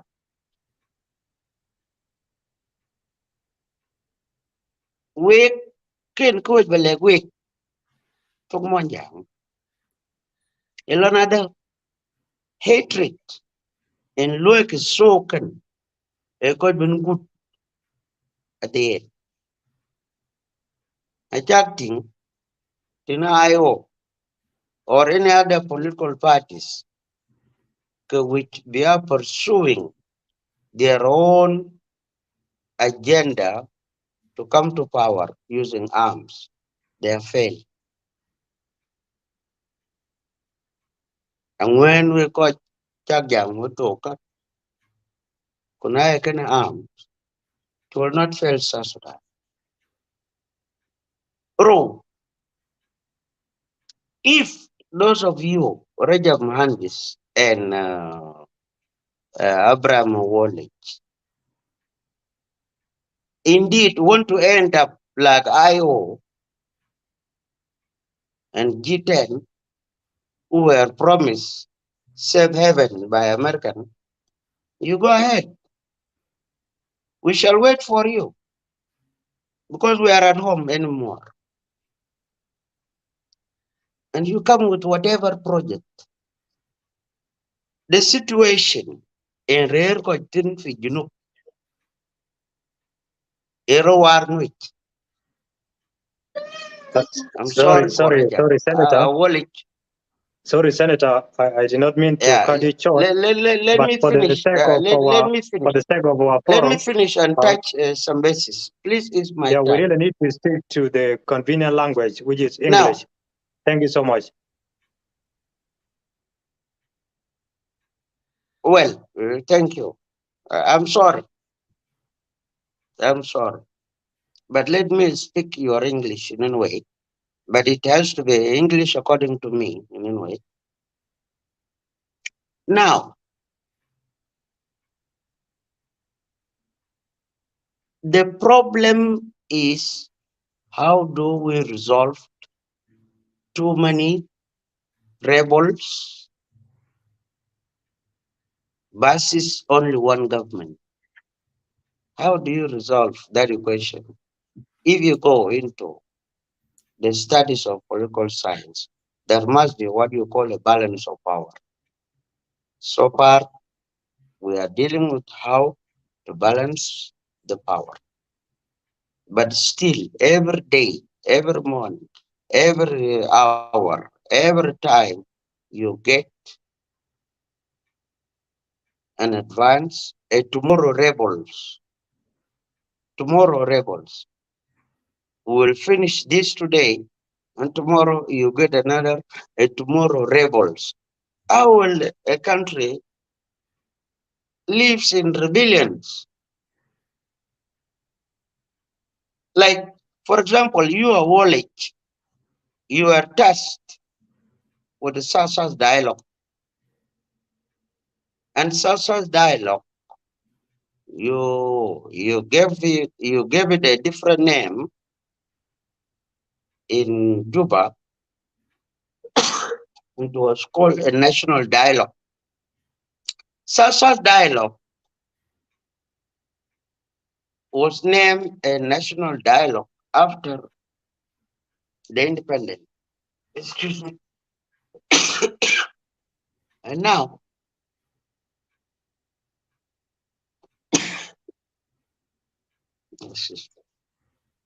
let me have some.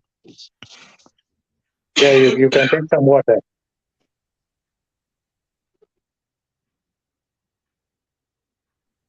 Can I The pick up from dialogue here? was meant for South Sudanese. David, take a break. Take a break. Let give. Take a break, David. Go ahead, Rajab. Let Rajab go ahead. Okay, good. Thank you very much, Brother Madit. I have listened to David, and I think I would simply say I will focus on the subject matter, and there were important questions that you raised, especially with regard to what the U.S. Church the Affair said. That's where I would like to add some comments in addition to what my brother Awolich had said earlier. Let me make my conclusion. Let me make my conclusion. All right, David. Let me make my conclusion. That you can summarize. Then we Just still give have me a more second questions to make my discuss. conclusion, please. All right. Yeah. Let me make my conclusion in this way. Look, fellow citizen,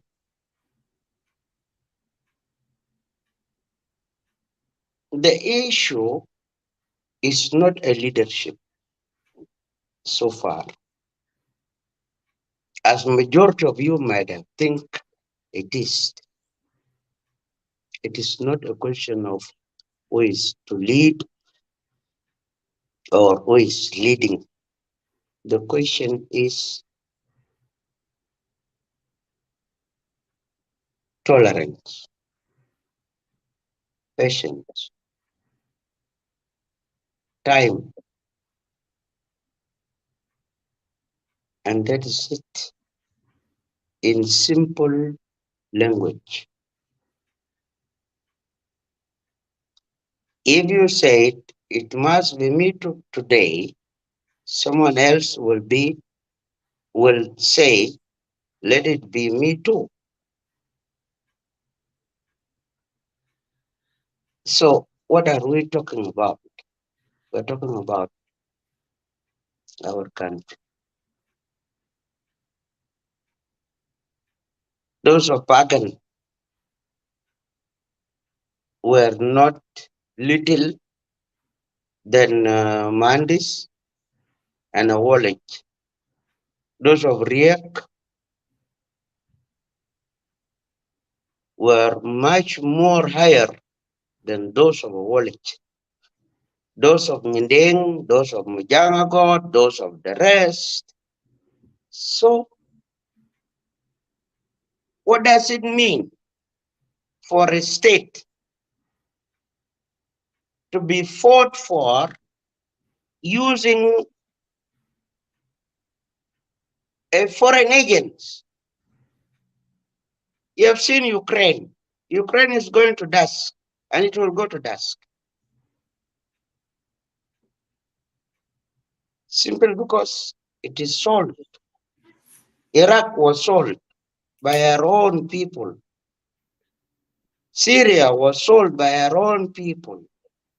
So in my conclusion, I will not just bother myself to go as much as to say, but what we want is a solution through us, by us, from us. But if you go and talk, oh, Security Council, how many years does the Security Council sit to talk about one country?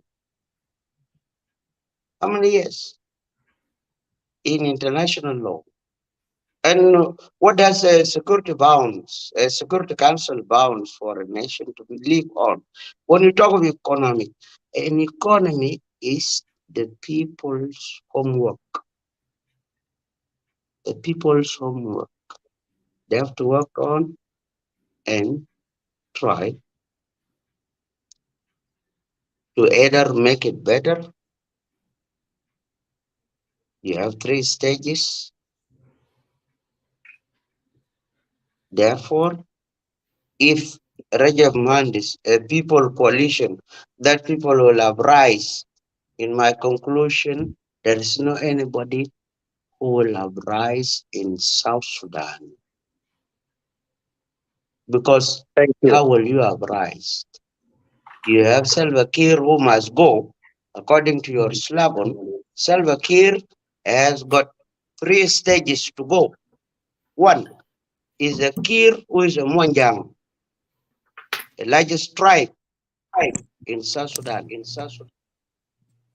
If you let him go, the tribe will go with him. 1. You have Kiir, who is the SPLM chairperson, who are the majority, the ruling party in South Sudan. If they say no, in democracy, where will you go? You have Kiir, who is the SPLA soldier, still did not retire, still have his own rank. Where will he go? Now tell me, in these 3 stages, which Kiir first has to go? A Kiir of the SPLA, a Kiir of Monjang, or a Kiir of the SPLM? Which one? If you are not wasting your time. Thank Thank you. you. Thank you, Honorable.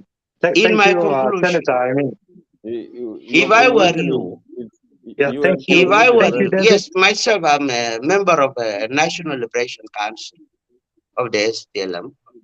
That's very good. I'm a member of a National Liberation Council of the SPLM. If possible, David, I'm you in can give charge of chance Africa. So when you talk to your about colleague on the Kiir podium to must go, respond, and then you will also put in your thoughts later on, if you don't mind, kindly. We need to manage time too. okay. Oh no, I don't mind. I don't mind. Let them come with how the 3 Kiirs should go. Thank you. Thank you. The Kiir ke Monjang, thank you. Kiir as the SPLM and Kiir the SPLA. Which Kiir has to go first? Thank you for that question. Let me know. David, thank you. We appreciate your perspective Go ahead. and your input in I'm regards to sorry, the national. anyway. It's okay. All right. To the national issues. Before I yield it back to your colleagues here to respond to you, I need to notice 3 things here in your conversation. Number 1, it has stood out clear that you don't agree with the resumption of Jonglei Canal, which is very good. In topic of Jonglei Canal resumption project, you are in unison with the like of Rajab Mohandis, with the like of Awuolic, and the citizen of South Sudan. You condemn it, and you don't want that thing to happen, which is a good thing. Number 2, when it comes to Jonglei Canal takes Shambe away from me. For me, I'm born in Shambe. I know that. Thank you, David. Number 2, the issue of insecurity. Go ahead. You have mentioned it clearly, David, that if a country or the state or the government is weak, anybody can overrun the government. And you brought in that statement in the issue of Lair and Mywood counties issues. Exactly. You have mentioned a lot of things in regard to the armed embargoment. And you said armed embargo, whether we is renewed or not, then it will not stop the insecurity within the country. Government. If I get you right. So literally, you are looking at it in another perspective and in another angle. The bandits and the bandits and the outlaws become more powerful than the state. They become Thank more you. powerful than the state. Thank you.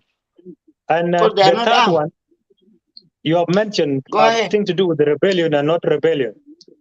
I have two questions for you, but you will answer them after the response of your colleague.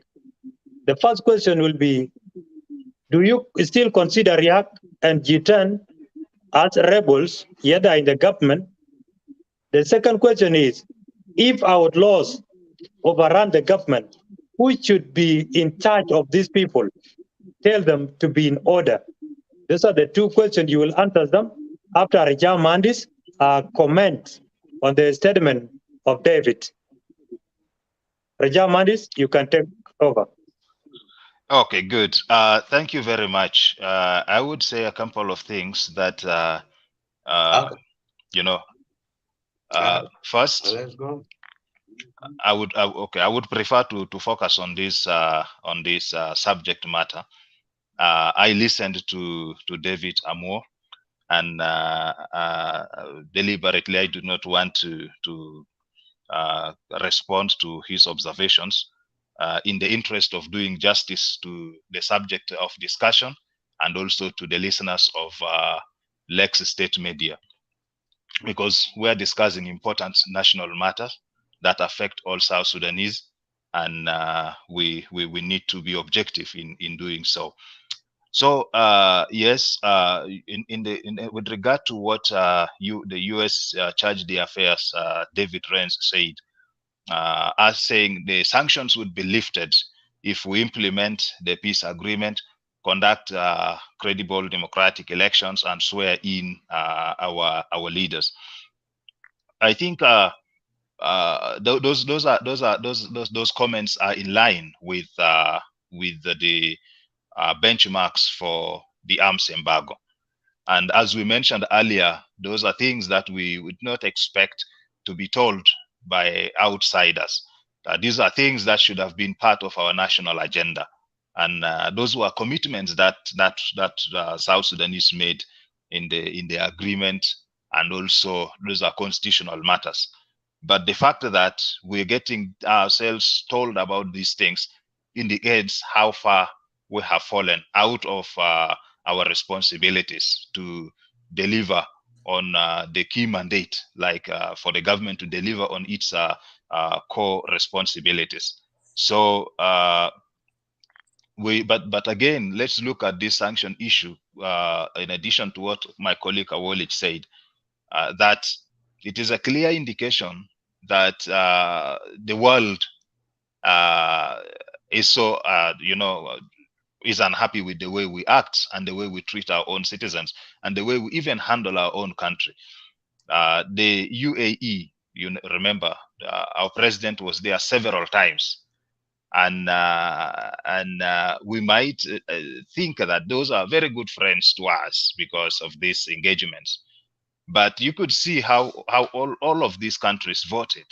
The votes, they are abstaining from the voting is the same as saying we have no problem with this decision of the Security Council. And that really is something we should look at as a country, that for the 15 members not to reject the decision of the security, the motion, and to allow it pass is a clear message to us. And we are part of the international community, and those are areas where we focus on, that we should look just learn lessons from.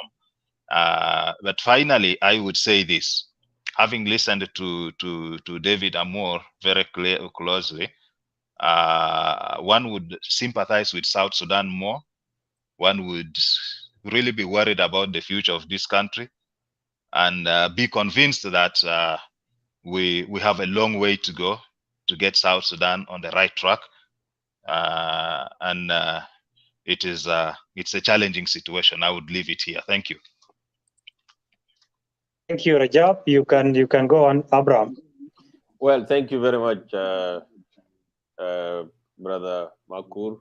I think this show has gone on for too long, and we should try to bring it to a close. I just want to make a few comments on David Amor's rather lengthy statement, and really suffer performance in terms of responding to the issues. I think he's right. He's entitled to, say that we are rebels and we are people that have rebelled against the system. What I can say, however, is that we did not run away because things were difficult. They wanted to kill us, and the dead heroes they don't speak, and so we had to leave the country for our own safety. And it is precisely the very reason that you have people like David in a position of power who are really clueless about what is going on in the country. That is the real tragedy of South Sudan. For example, David says he's a member of the Liberation Council.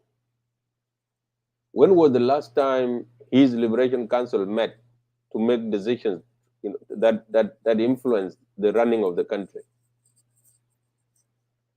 I don't think the Liberation Council met formally since 2013.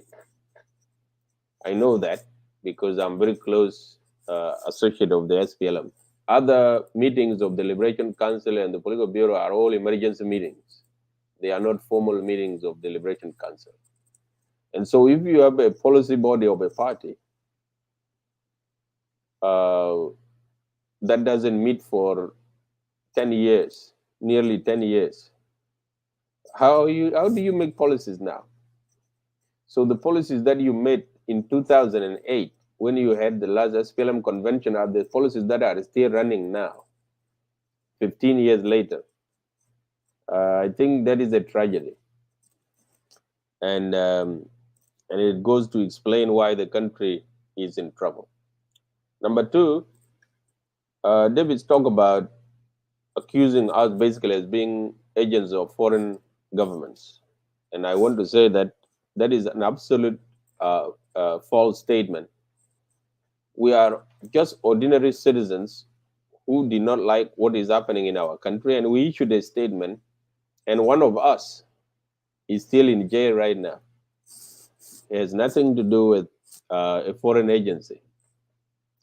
Rather, the people who are serving foreign interests actually are people like David and Tudkau and others who have gone to cut deals with Egypt to bring some equipment to dredge our rivers without our permission.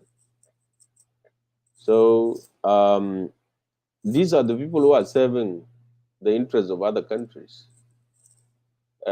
including the president himself, who leave his own citizens who have been butchered to go and give condolences to citizens of another country who have lost an elderly man who happened to have been a leader.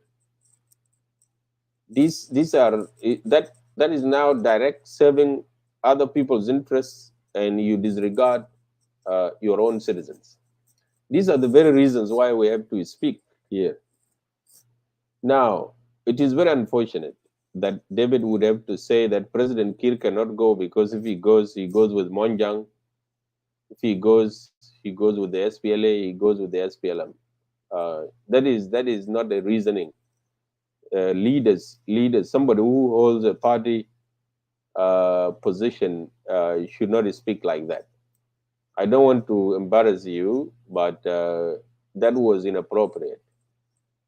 The president really was not elected by Monjang. The man was elected by 93% of South Sudanese in 2010. And then the rest of the time, he used his own force to stay in power. And so really, it is a very shallow argument that just because you belong to certain ethnic group, you cannot go. Now you bring somebody from the same group. Was there an agreement that we will be stuck with one person, especially if the person has failed? I think these are the very reasons that we are justified in speaking. Lastly, is the point that David made about what, the country, there is rebellion everywhere.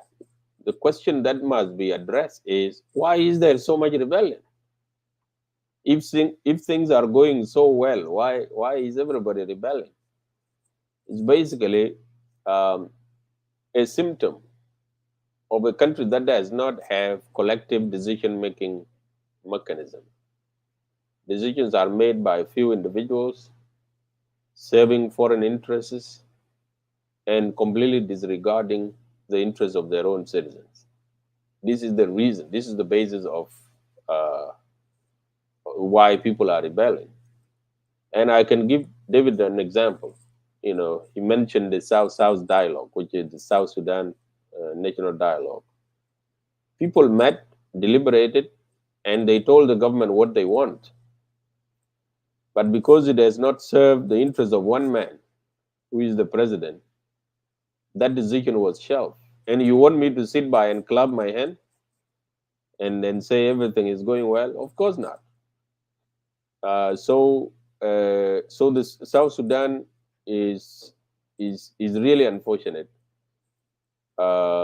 because this kind of thinking, where you come and you find a very serious discussion being done, and you don't address the issue, you simply go into to dwell on personalities. For example, the man is an ambassador, a member of the Liberation Council, and is attacking the first vice president of the very government that he serves, calling him a rebel, and another vice president who is Nyandeng. Really, so where is South Sudan here, man? Anyway, let me get out of here. I mean, I think I don't want to drag myself too low in that situation. But anyway, that is Thank you. That is why we are talking here. Is this kind of? Thank you. Thank you so much, Yeah. Abraham, and thank you, Rajab. We really, I like how you tackle such bullets and you dodge it successfully. Referred to the statement, the statement stated earlier before by my brother Abraham, that there are some people in the government who are taking bullets on behalf of the top leadership, and later on they will be rewarded for taking that bullet. Absolutely. Yeah, thank you for that. He has done well. Actually, we have taken a lengthy time, and we have 10 minutes to wrap up with the issue of economic crisis. The reason why I need two of you to put your thoughts together in this issue is the statement which was released a few hours ago by the national minister, by the national MP, that the soldiers have not been paid their salaries and they are now threatening the government. Within the next 2 to 3 weeks without their salary, then they will go to the market of Konyo and custom and Libya to loot so that their families can have something to eat on the table. So this is how serious the economic crisis is in our country. Secondly, why we really need to talk about this is the issue of South Sudan National Revenue Authority, which was mentioned before by Abraham Awolich. So according to your perspective, what should government do to address these issues? And the most important thing is the pre-sold oil. If the oil was pre-sold, then where does this money go? We have not seen road, we have not seen anything. Or maybe there is something that you have seen and I have not yet seen, which prompted our government to pre-sold the oil in order to invest that money in a certain project of our country. So in this topic, Rajab Mohandis, you will take lead, and then Abraham will follow you, and then we go to David Amor in that order. Rajab? Yes, thank you very much. Well, again, here is a big surprise that you see with South Sudan, completely unique in the region and the rest of the world, where you arm people, and many of them are militias and all that. You don't give them money, you don't pay them, and you let them survive, and with the guns in their hands, and they are very hungry. They see you enjoying yourselves in the big hotels as they stand outside protecting you, and their children are starving at home. Their wives are abandoning them because they can't fulfill, bring food at the table at homes. And you expect them to continue to stand there and see you dining and wining at these big hotels, dishing away, giving away V8s to individuals. This situation cannot continue like this. These people with the guns in their hands will find ways to eat.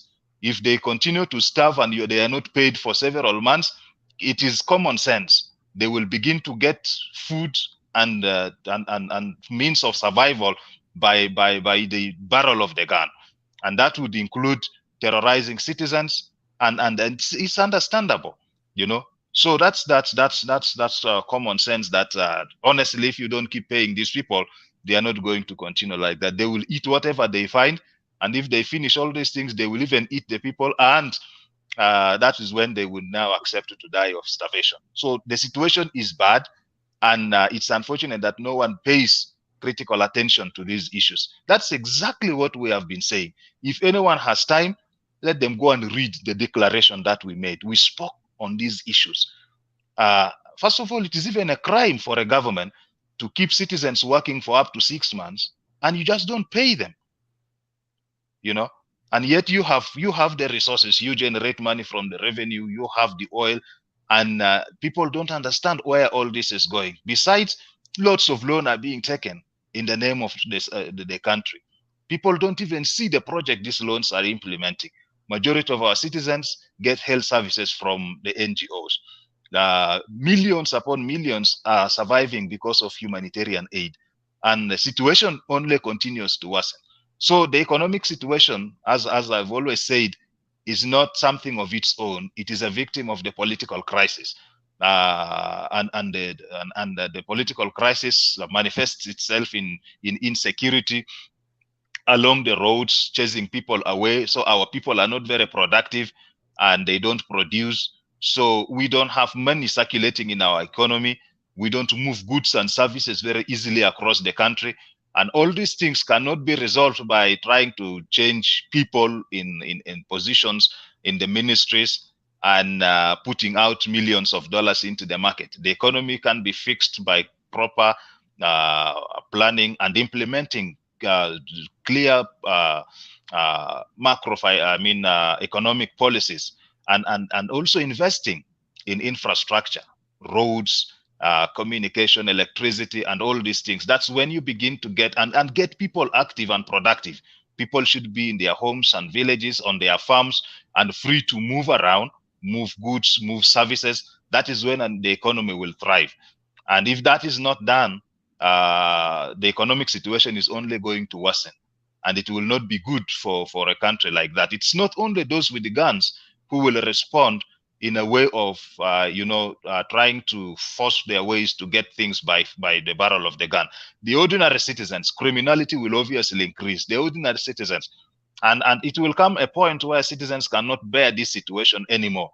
They will also rise against the government. So it is very important to look at these issues objectively and find ways to address them. I would leave it here for my brother Awolich. Thank you. Thank you so much, Awuolic. Thank you. So on the economy, let us get to the bottom of it. Obviously, South Sudan has no economic plan. This is a fact. If somebody wants to dispute that, I'm willing to debate it here at the Lake State media. Because economic plan dictates your behavior as a state. And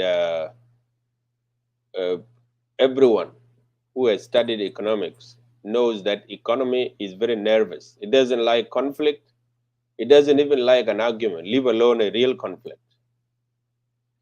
And you can see the global economy now, because of a very far conflict in Ukraine, is touching the nerves of all the economies in the world.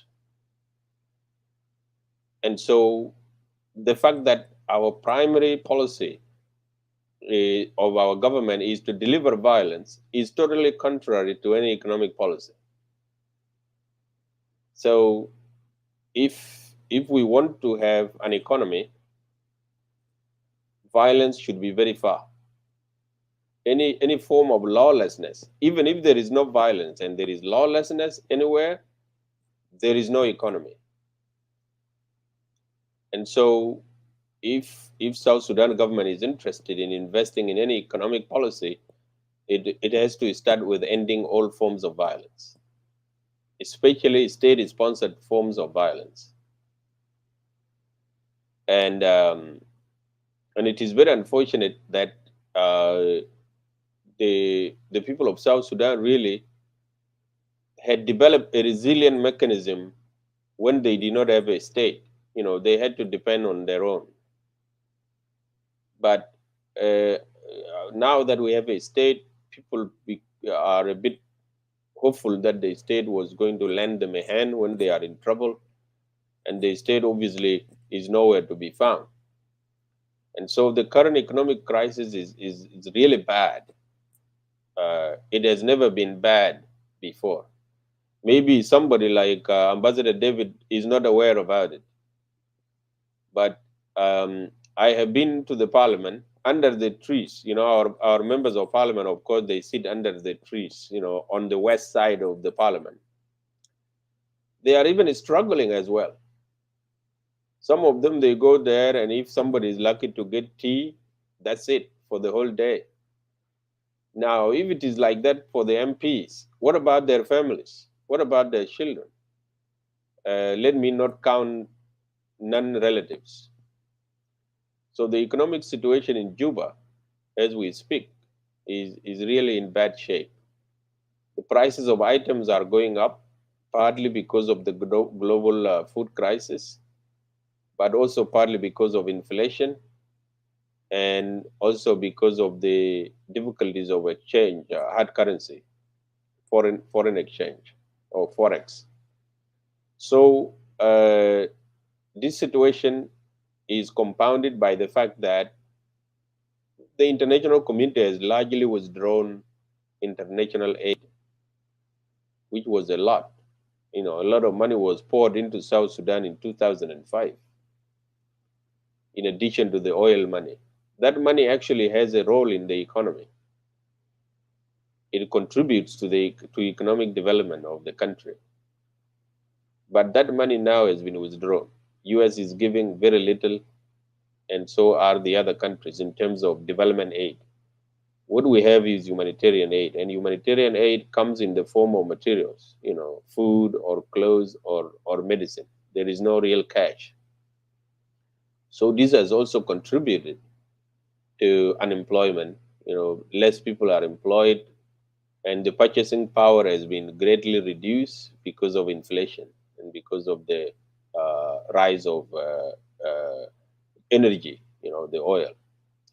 This situation will continue to worsen because, especially when the Minister of Finance and the Governor of Central Bank, when they came to the public and honestly told the public that, listen, we have no money. Your oil has already been sold. And in the bank, there are some powerful individuals who are refusing any reforms. And I have already mentioned, in the National Revenue Authority, there are so many animals there who do not want any change. So basically, the resources of the nation are theirs. It's their money. They got to have it. And they got the backing of the head of state. So that is the situation that we are in.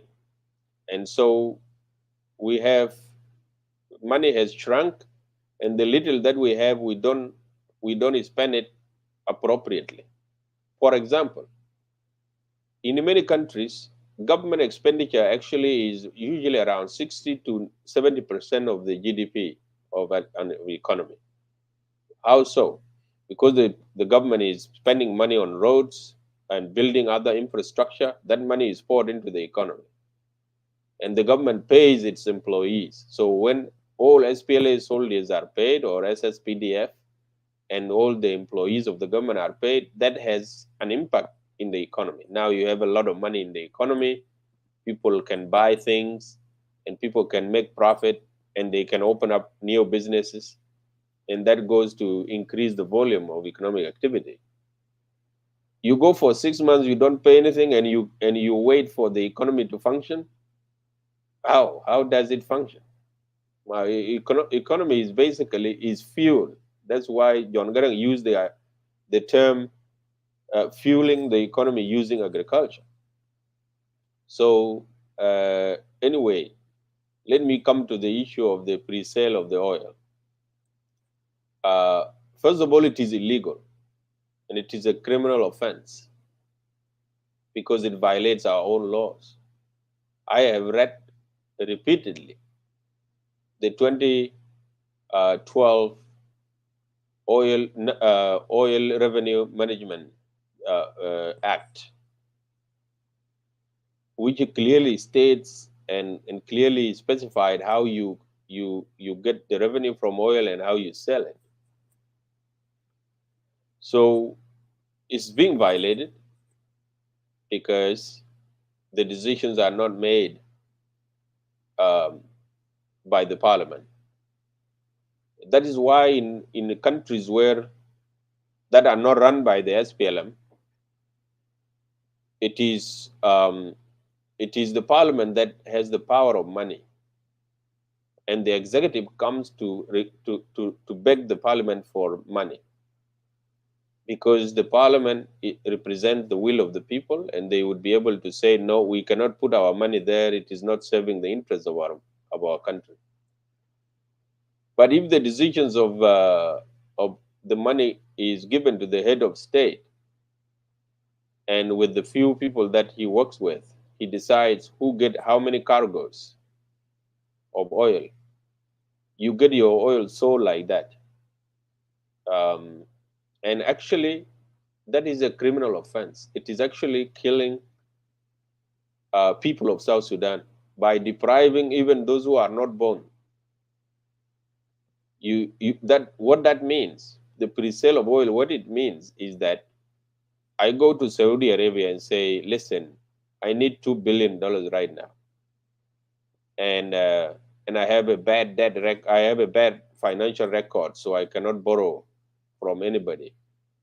But I will give you my oil, which is not yet out. You will be taking it until your money is paid off. But I need the $2 billion right now. Then you take the money, you spend it.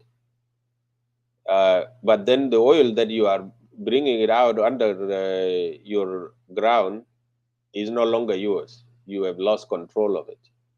That is where we are. Who made that decision, and why was it made? Was it because there was a deficit? Did the parliament ask for what they call supplementary budget? And did the Ministry of Finance table those loans in front of the parliament for approval? Of course not. These are the issues that affect the country, and they kill people. They really kill people. So if somebody who is told by the government to do a function like a soldier, don't go to your home, don't go and farm, you stay here, you are deployed, and we will pay you and we will take care of your family, and he goes for 9 months without the pay, that is actually killing his family.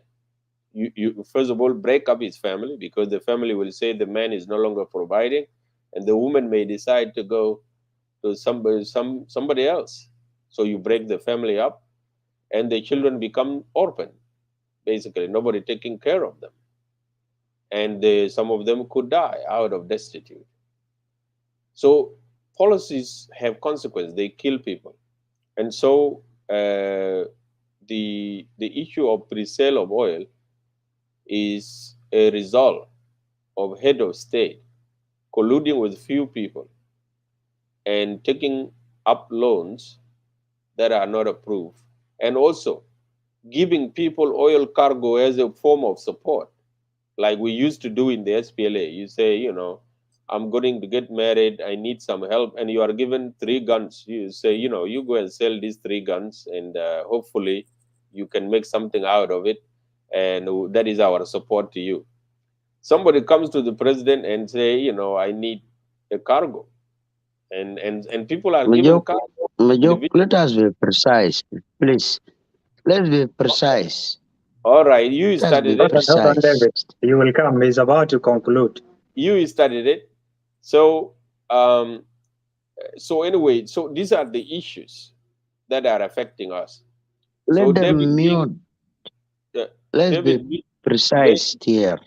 I am precise. So David, being an SPLM, should tell us here and now whether his Liberation Council is aware of these cargoes that are sold in advance to individuals and depriving the country of the revenue that it needs to function, to pay its army, to pay its civil servants, to respond to emergencies like floods and conflict, and to Majok, how address can they put rising their food prices. rebellion in a different agreement, which is almost ending up?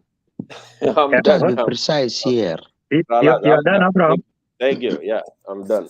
Yeah, thank you, David. David, you will come in, and as you will come in, we are talking about the economic crisis. The economic crisis is in form of 3 categories. Number 1, the non-oil revenue being collected by South Sudan National Revenue Authority.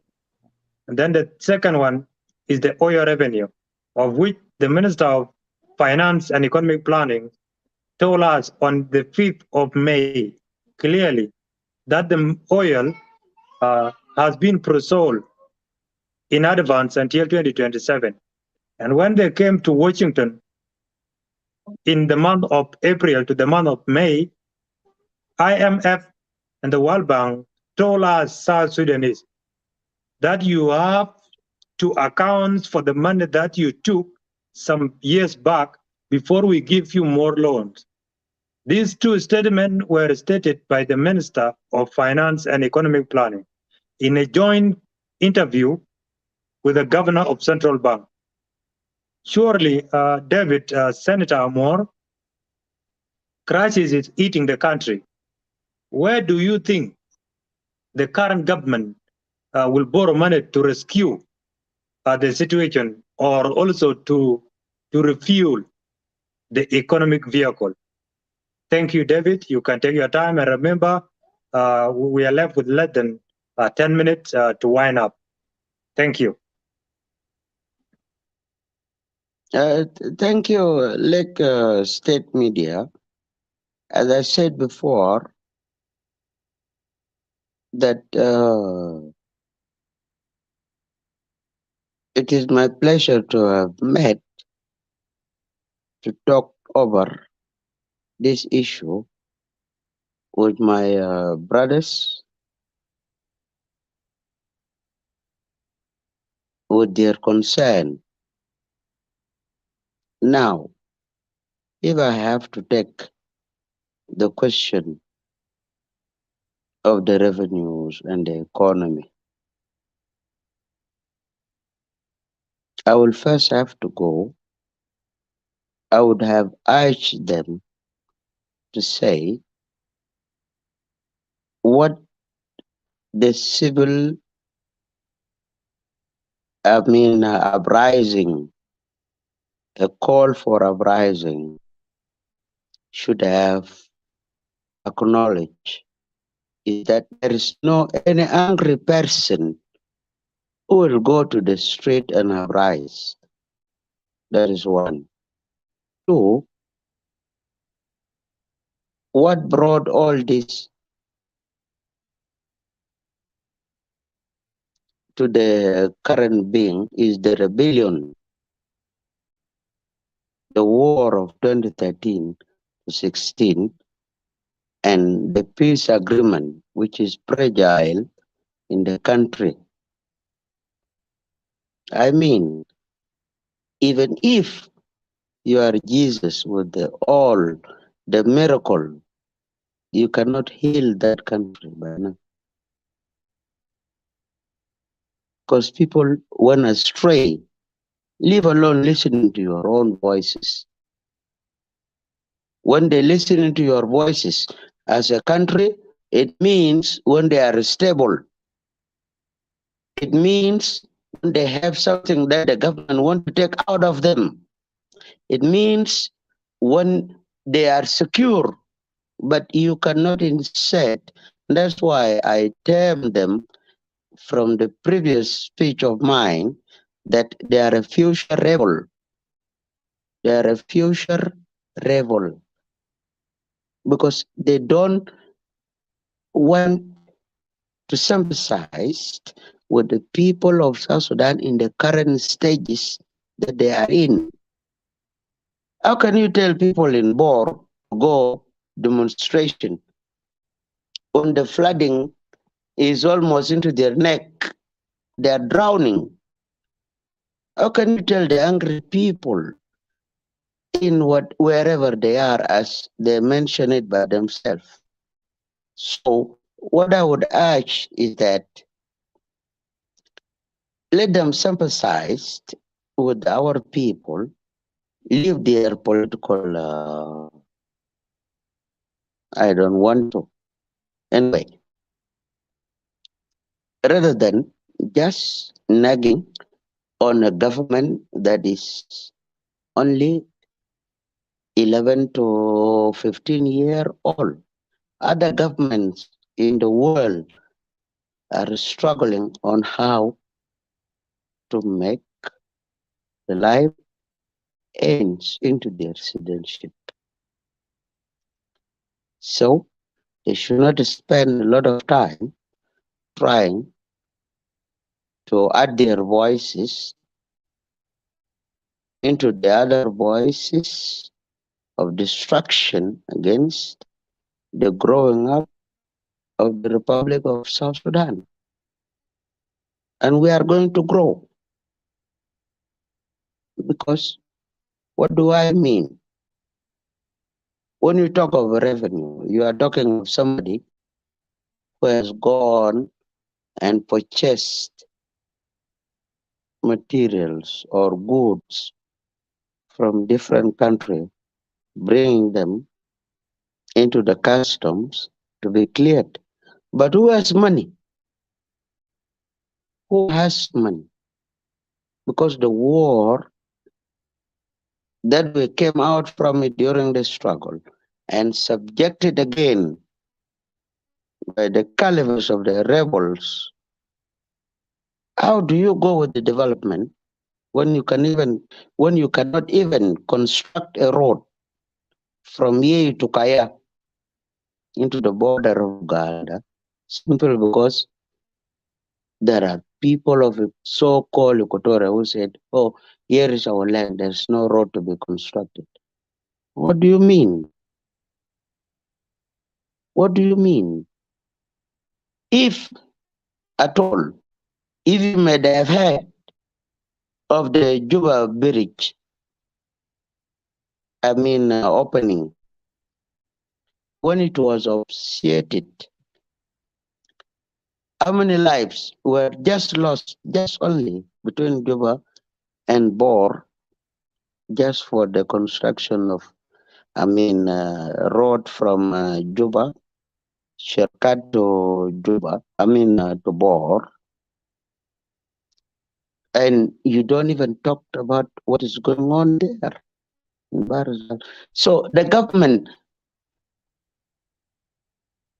is a government that have to have a healthy people. Now, you are talking about the KGKG incident. People, they are nomads. You have got the Maasai. They moved from Tanzania up to Kenya. You have got the Ambororo, the Fulani. Fulani, they move from Nigeria up to Bantu. Some of them come up to Warab sometime.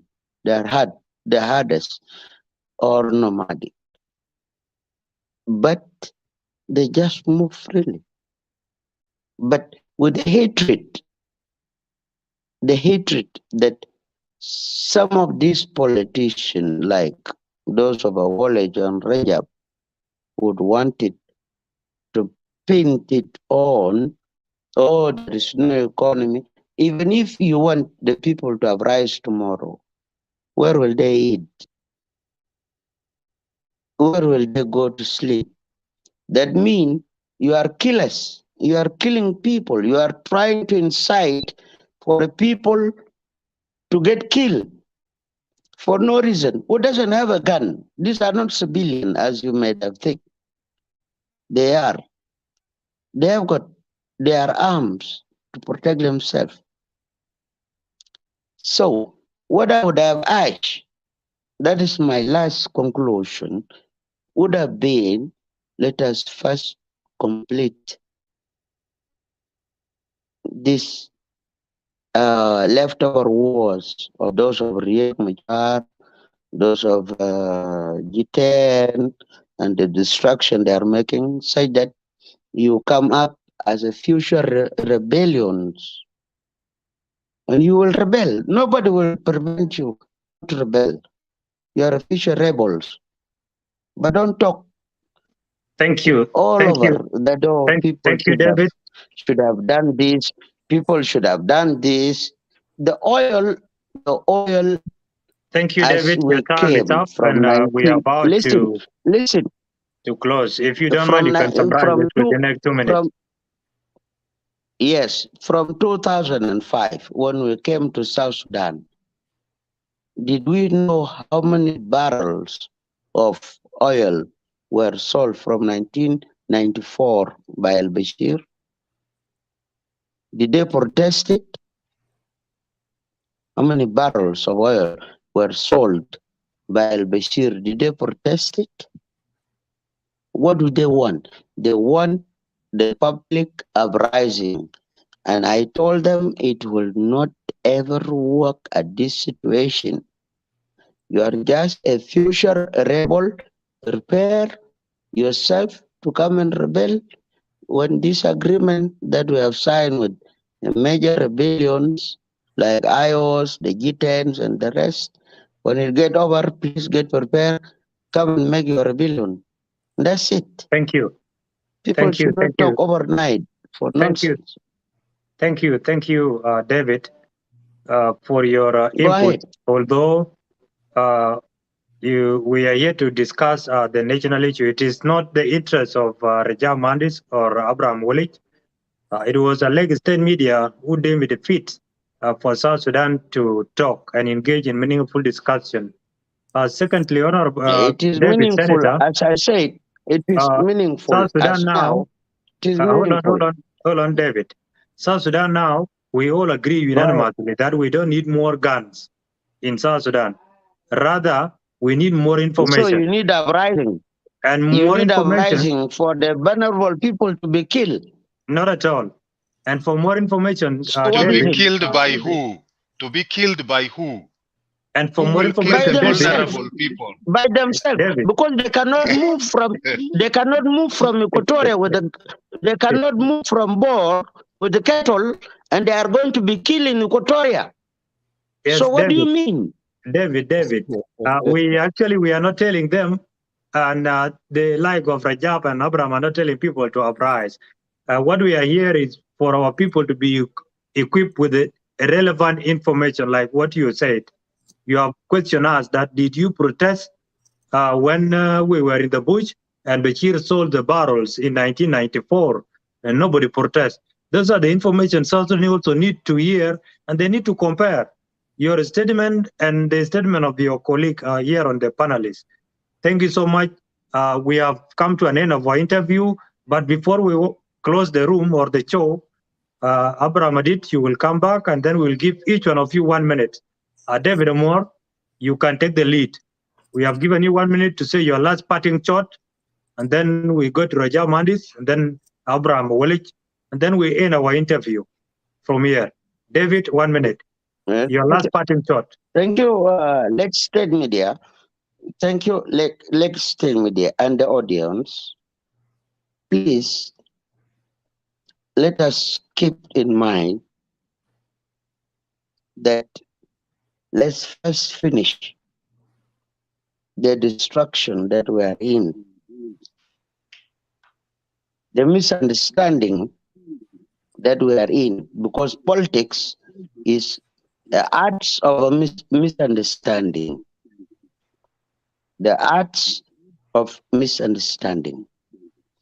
But if we understand the current politics as a citizen, as our friend are saying, then let's hope for the best in the future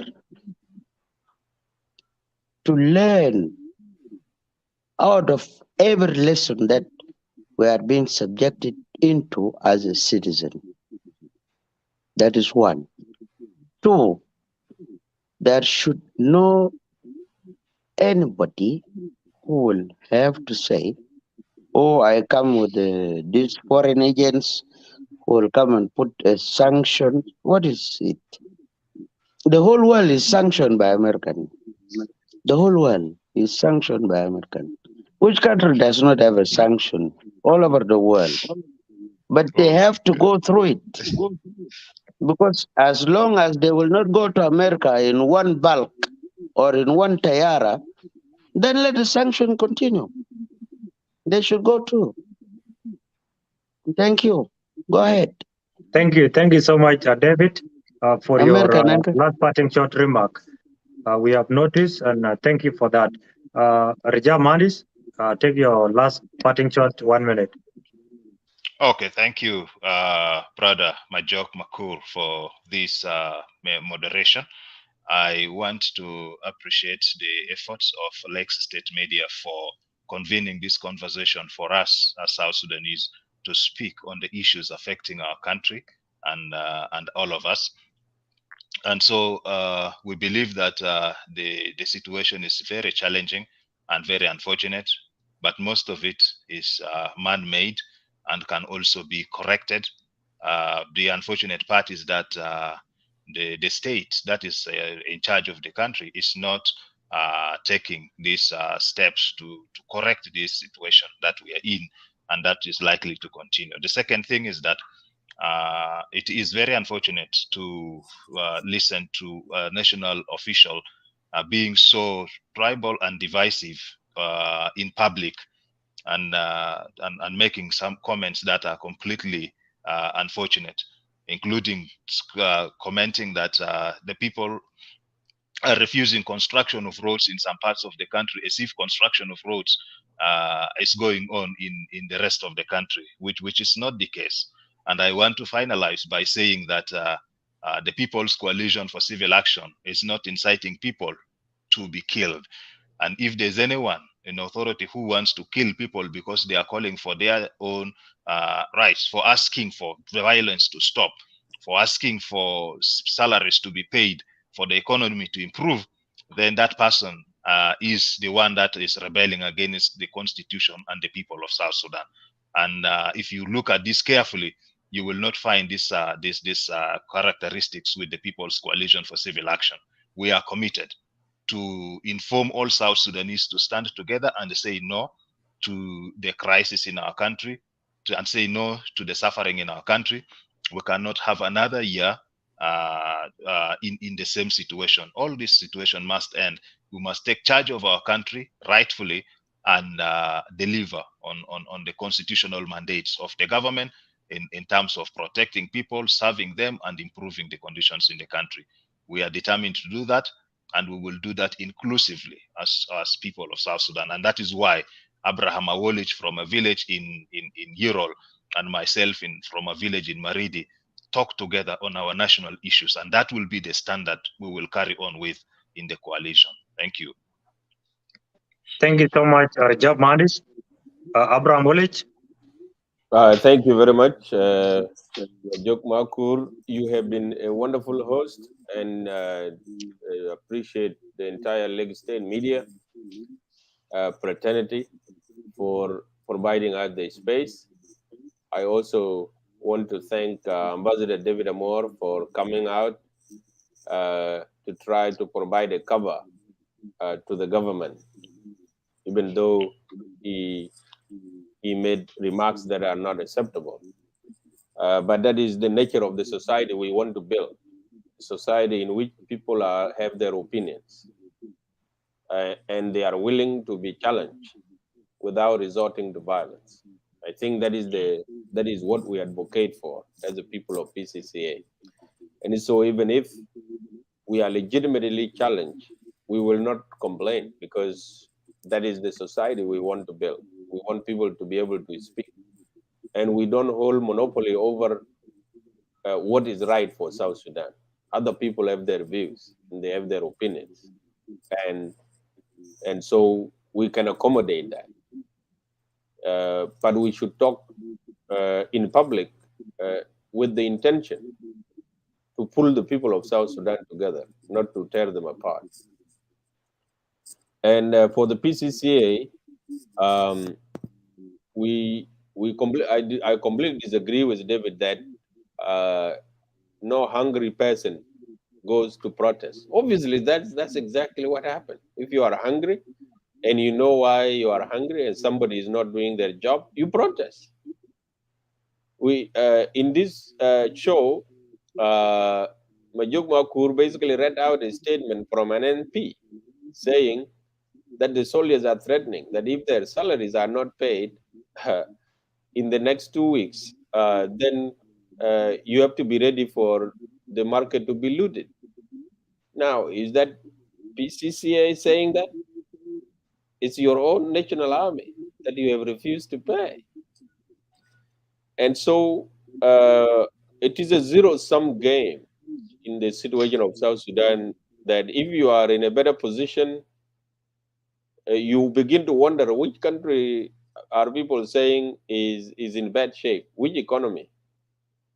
But the entire country is really in desperate situation. And so David Amore's worry should not be about the PCCA, but actually about the very people who are There committed. is no any country who has got a better economy in the world. Mr. Awolich, my brother. If you talk even about the USA, there's no any country in David, any GDP, Senator, in any GDP, Senator, GDP sorry, of any country, Senator there's no David, any country that is much more better off of economy in the world. Senator David, we need to respect Even the rules of the forum and the podium. Kindly, Vatican is not if you well don't mind, off in you could term. just pause and allow Abraham Wally to finish his point, and then if you need to interject, I'm then I sorry. can still give you 1 Okay. minute. I'm sorry. I'm sorry, It's Mr. okay. Ross. I'm sorry. It's okay. Okay. Noted, David. All right. Thanks for your interjection, David. Yes. I know that your last duty station was Uganda. The people of Uganda are not starving. They are eating from their own country. They are actually exporting food to South Sudan. So yes, while their economy is not bad, their population is not starving. Our own population is starving right in the national capital city. And so so that excuse is really not in place. Of course, economies are all, people work on, economy is like a human being. You eat today, you still want to eat tomorrow. There is no food that you eat once and for all, and you don't need, except maybe Jesus' bread. You know, he says his bread, once you eat it, you never get hungry. But as long as we are still eating bread here on earth, you eat today, you eat tomorrow. It's the same thing with the economy. Economy must be fed. So anyway, let me not get derailed in that. I just want to simply say I'm happy for the opportunity to speak my mind on the affairs of my country. I love South Sudan very much, just like everyone else, and I care so deeply about its future. And I believe that the current trajectory that our country is following is wrong, and that we really face a risk of losing our country. And it is our responsibility. We swore to our constitution that we are bound to protect our nation. It is in that interest, it is that slogan in our constitution and actually in our national anthem that we are committed to. We want to protect our country, and we are prepared to protect our country both from internal threats and from external threats. And one of the external threats is the Egyptian interference in our affairs in an attempt to steal our water. And one of the internal affairs is the failure of the government to do what it's supposed to do, to get the country moving, to unify the country. It is its responsibility. We are not simply saying we want to take it away. We are asking the government to do the right thing. And of course, if it is unwilling to do the right thing, the people have a right to say, enough is enough, you must go. That's all we are asking as the people of South Sudan and the PCCA. And of course, we are sick and tired of violence. That's why we are saying what is left now is no longer to rebel, go to the bush, but to really initiate a popular revolution within the country. People must rise up against the failed system that is there instituted with the sole aim of trying to kill our people now and in the future. That is what we are rejecting. And that's what we are mobilizing people against. And we will continue to do that no matter how long that takes. Interjection. Mr. Awuolic. Thank you Mr. very much. Awuolic, interjection. Because 1 minute, David. I do agree with what you are saying. But the question is right now into you that what you are saying, leaders come, but how do they go away? They don't go away with violence, they will resist. They don't go away with whatever, but it has to come through a democratic means. That's what I asked before. The three Kirs. The Kirs must go. I ask the three questions. Which Kir first? Go ahead. Thank you. Thank you so much, David, Senator. I had already concluded my statement, so go ahead. Thank you. Yeah, thank you, gentlemen. Yeah, we ran out of time. Yeah.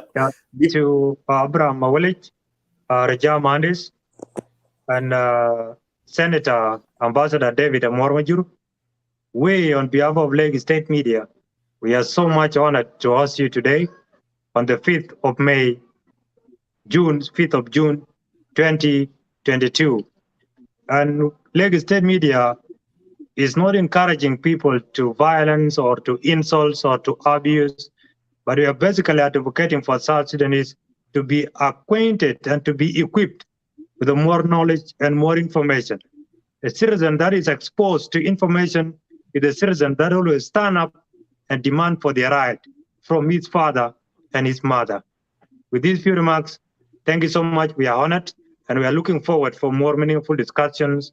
And as Abraham Awuolic put it before, none of us is holding a monopoly of wisdom. We all have different perspectives and we all have different approach. We must unite against the resumption of Jonglei Canal.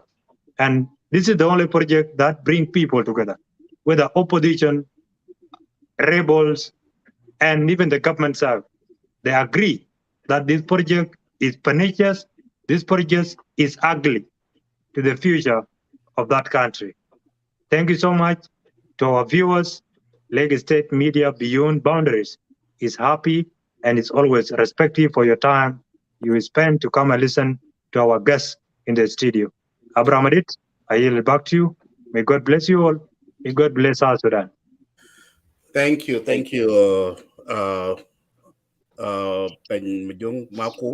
And before I close down the show, I have other business. I have a question. This question will be 2 minutes. 1 minute for Abraham Awolich, and 1 minute is to David Amor, Comrade David Amor. So this question was asked Abraham Awolich and David Amor. You two are son of Lake State. You two are son of Yuru. So the reason why I'm coming up with this other business is because what happened yesterday in Europe. There was a survey has been done. The authority in lakes or in Europe, they mow down all the houses in Europe. And as you all know, right now in South Sudan is a rainy season. People who their houses has been knocked down are now stay homeless. So, Abraham Wallich, this question is going to you and David Amor, because I'm one of the victims. Anyway, my house is safe, but they knocked down my latrine, and also they knocked down all my brother houses, plus others. I'm not talking about me. I'm talking about the innocent civilian who their house has been knocked down in lakes in Europe, and they are now staying without a roof in their head. So, what is your comment, Abraham and David? What do you think? Well, I can say that it is very unfortunate. I have seen and heard about the survey being done right now, and I say it is unfortunate because sometimes doing the right thing at the wrong time could be a problem.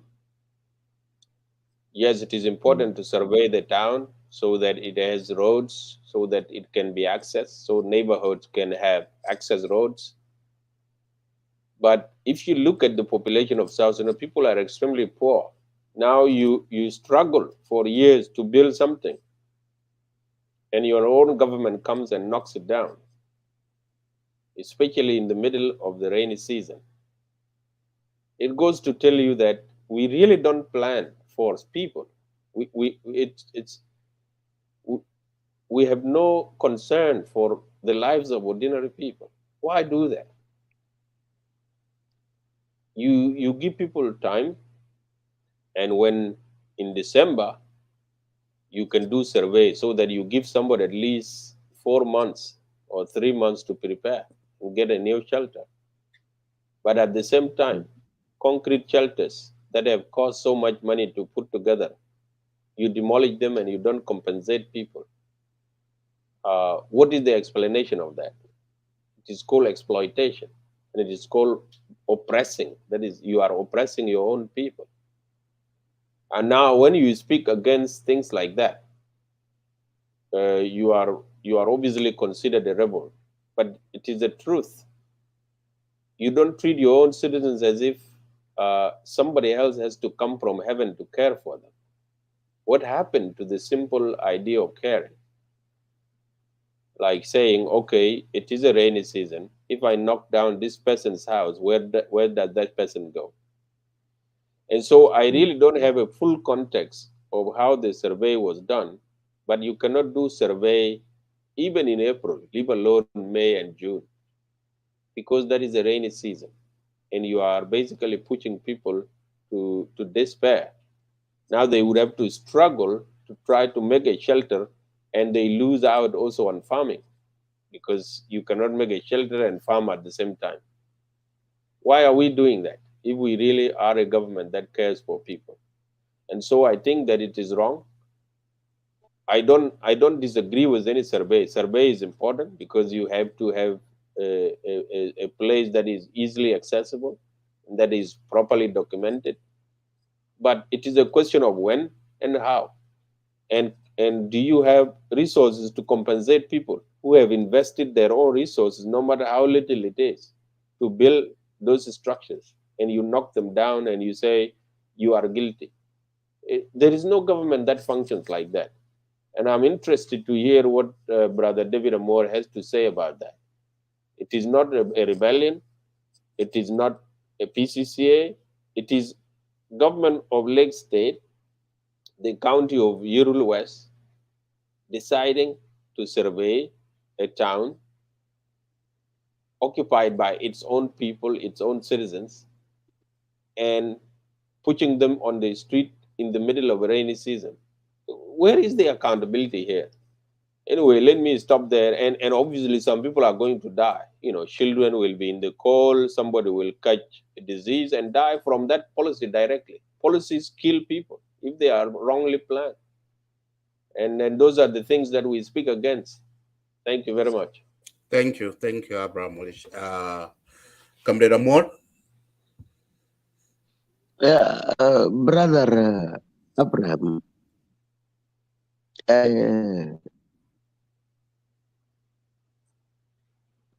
I do agree with Abraham Awuolic on that point, because by the time when these people build their own livelihood, there were no government concern. And this is where I do agree with him. Because what we need is the life of the people, not the style or a model of what a government want to build. We don't care as a citizen. But our own life matters much. Therefore, those who have got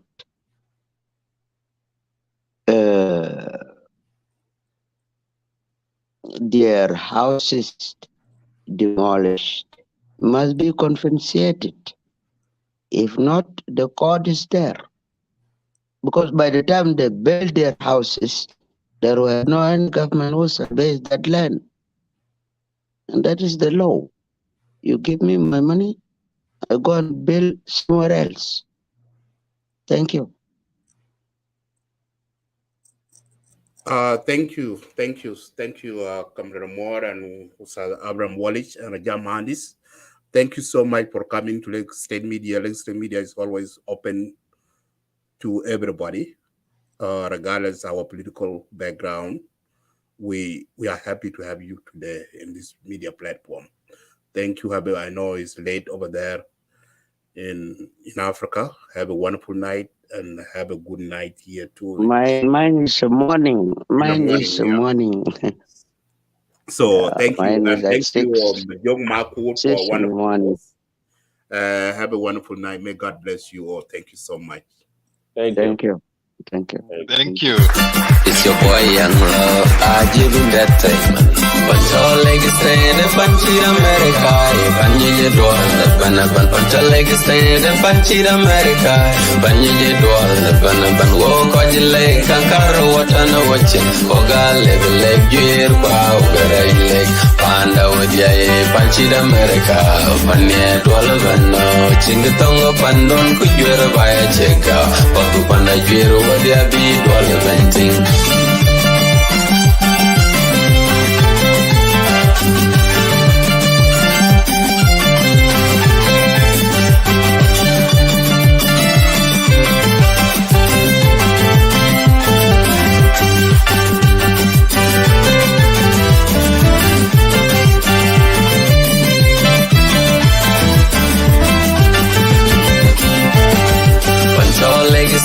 Panchir America, Panye Dwal, Banaban, Pantaleg State, Panchir America, Panye Dwal, Banaban, walk on your leg, Kankara, what on a watching, Oga, level leg, gear, pow, very leg, Panda with ya, Panchir America, Panye Dwal, Bano, Chingatonga, Pandon, could you ever buy a check out? Papu Panda, Jero, what ya be, Dwal, venting.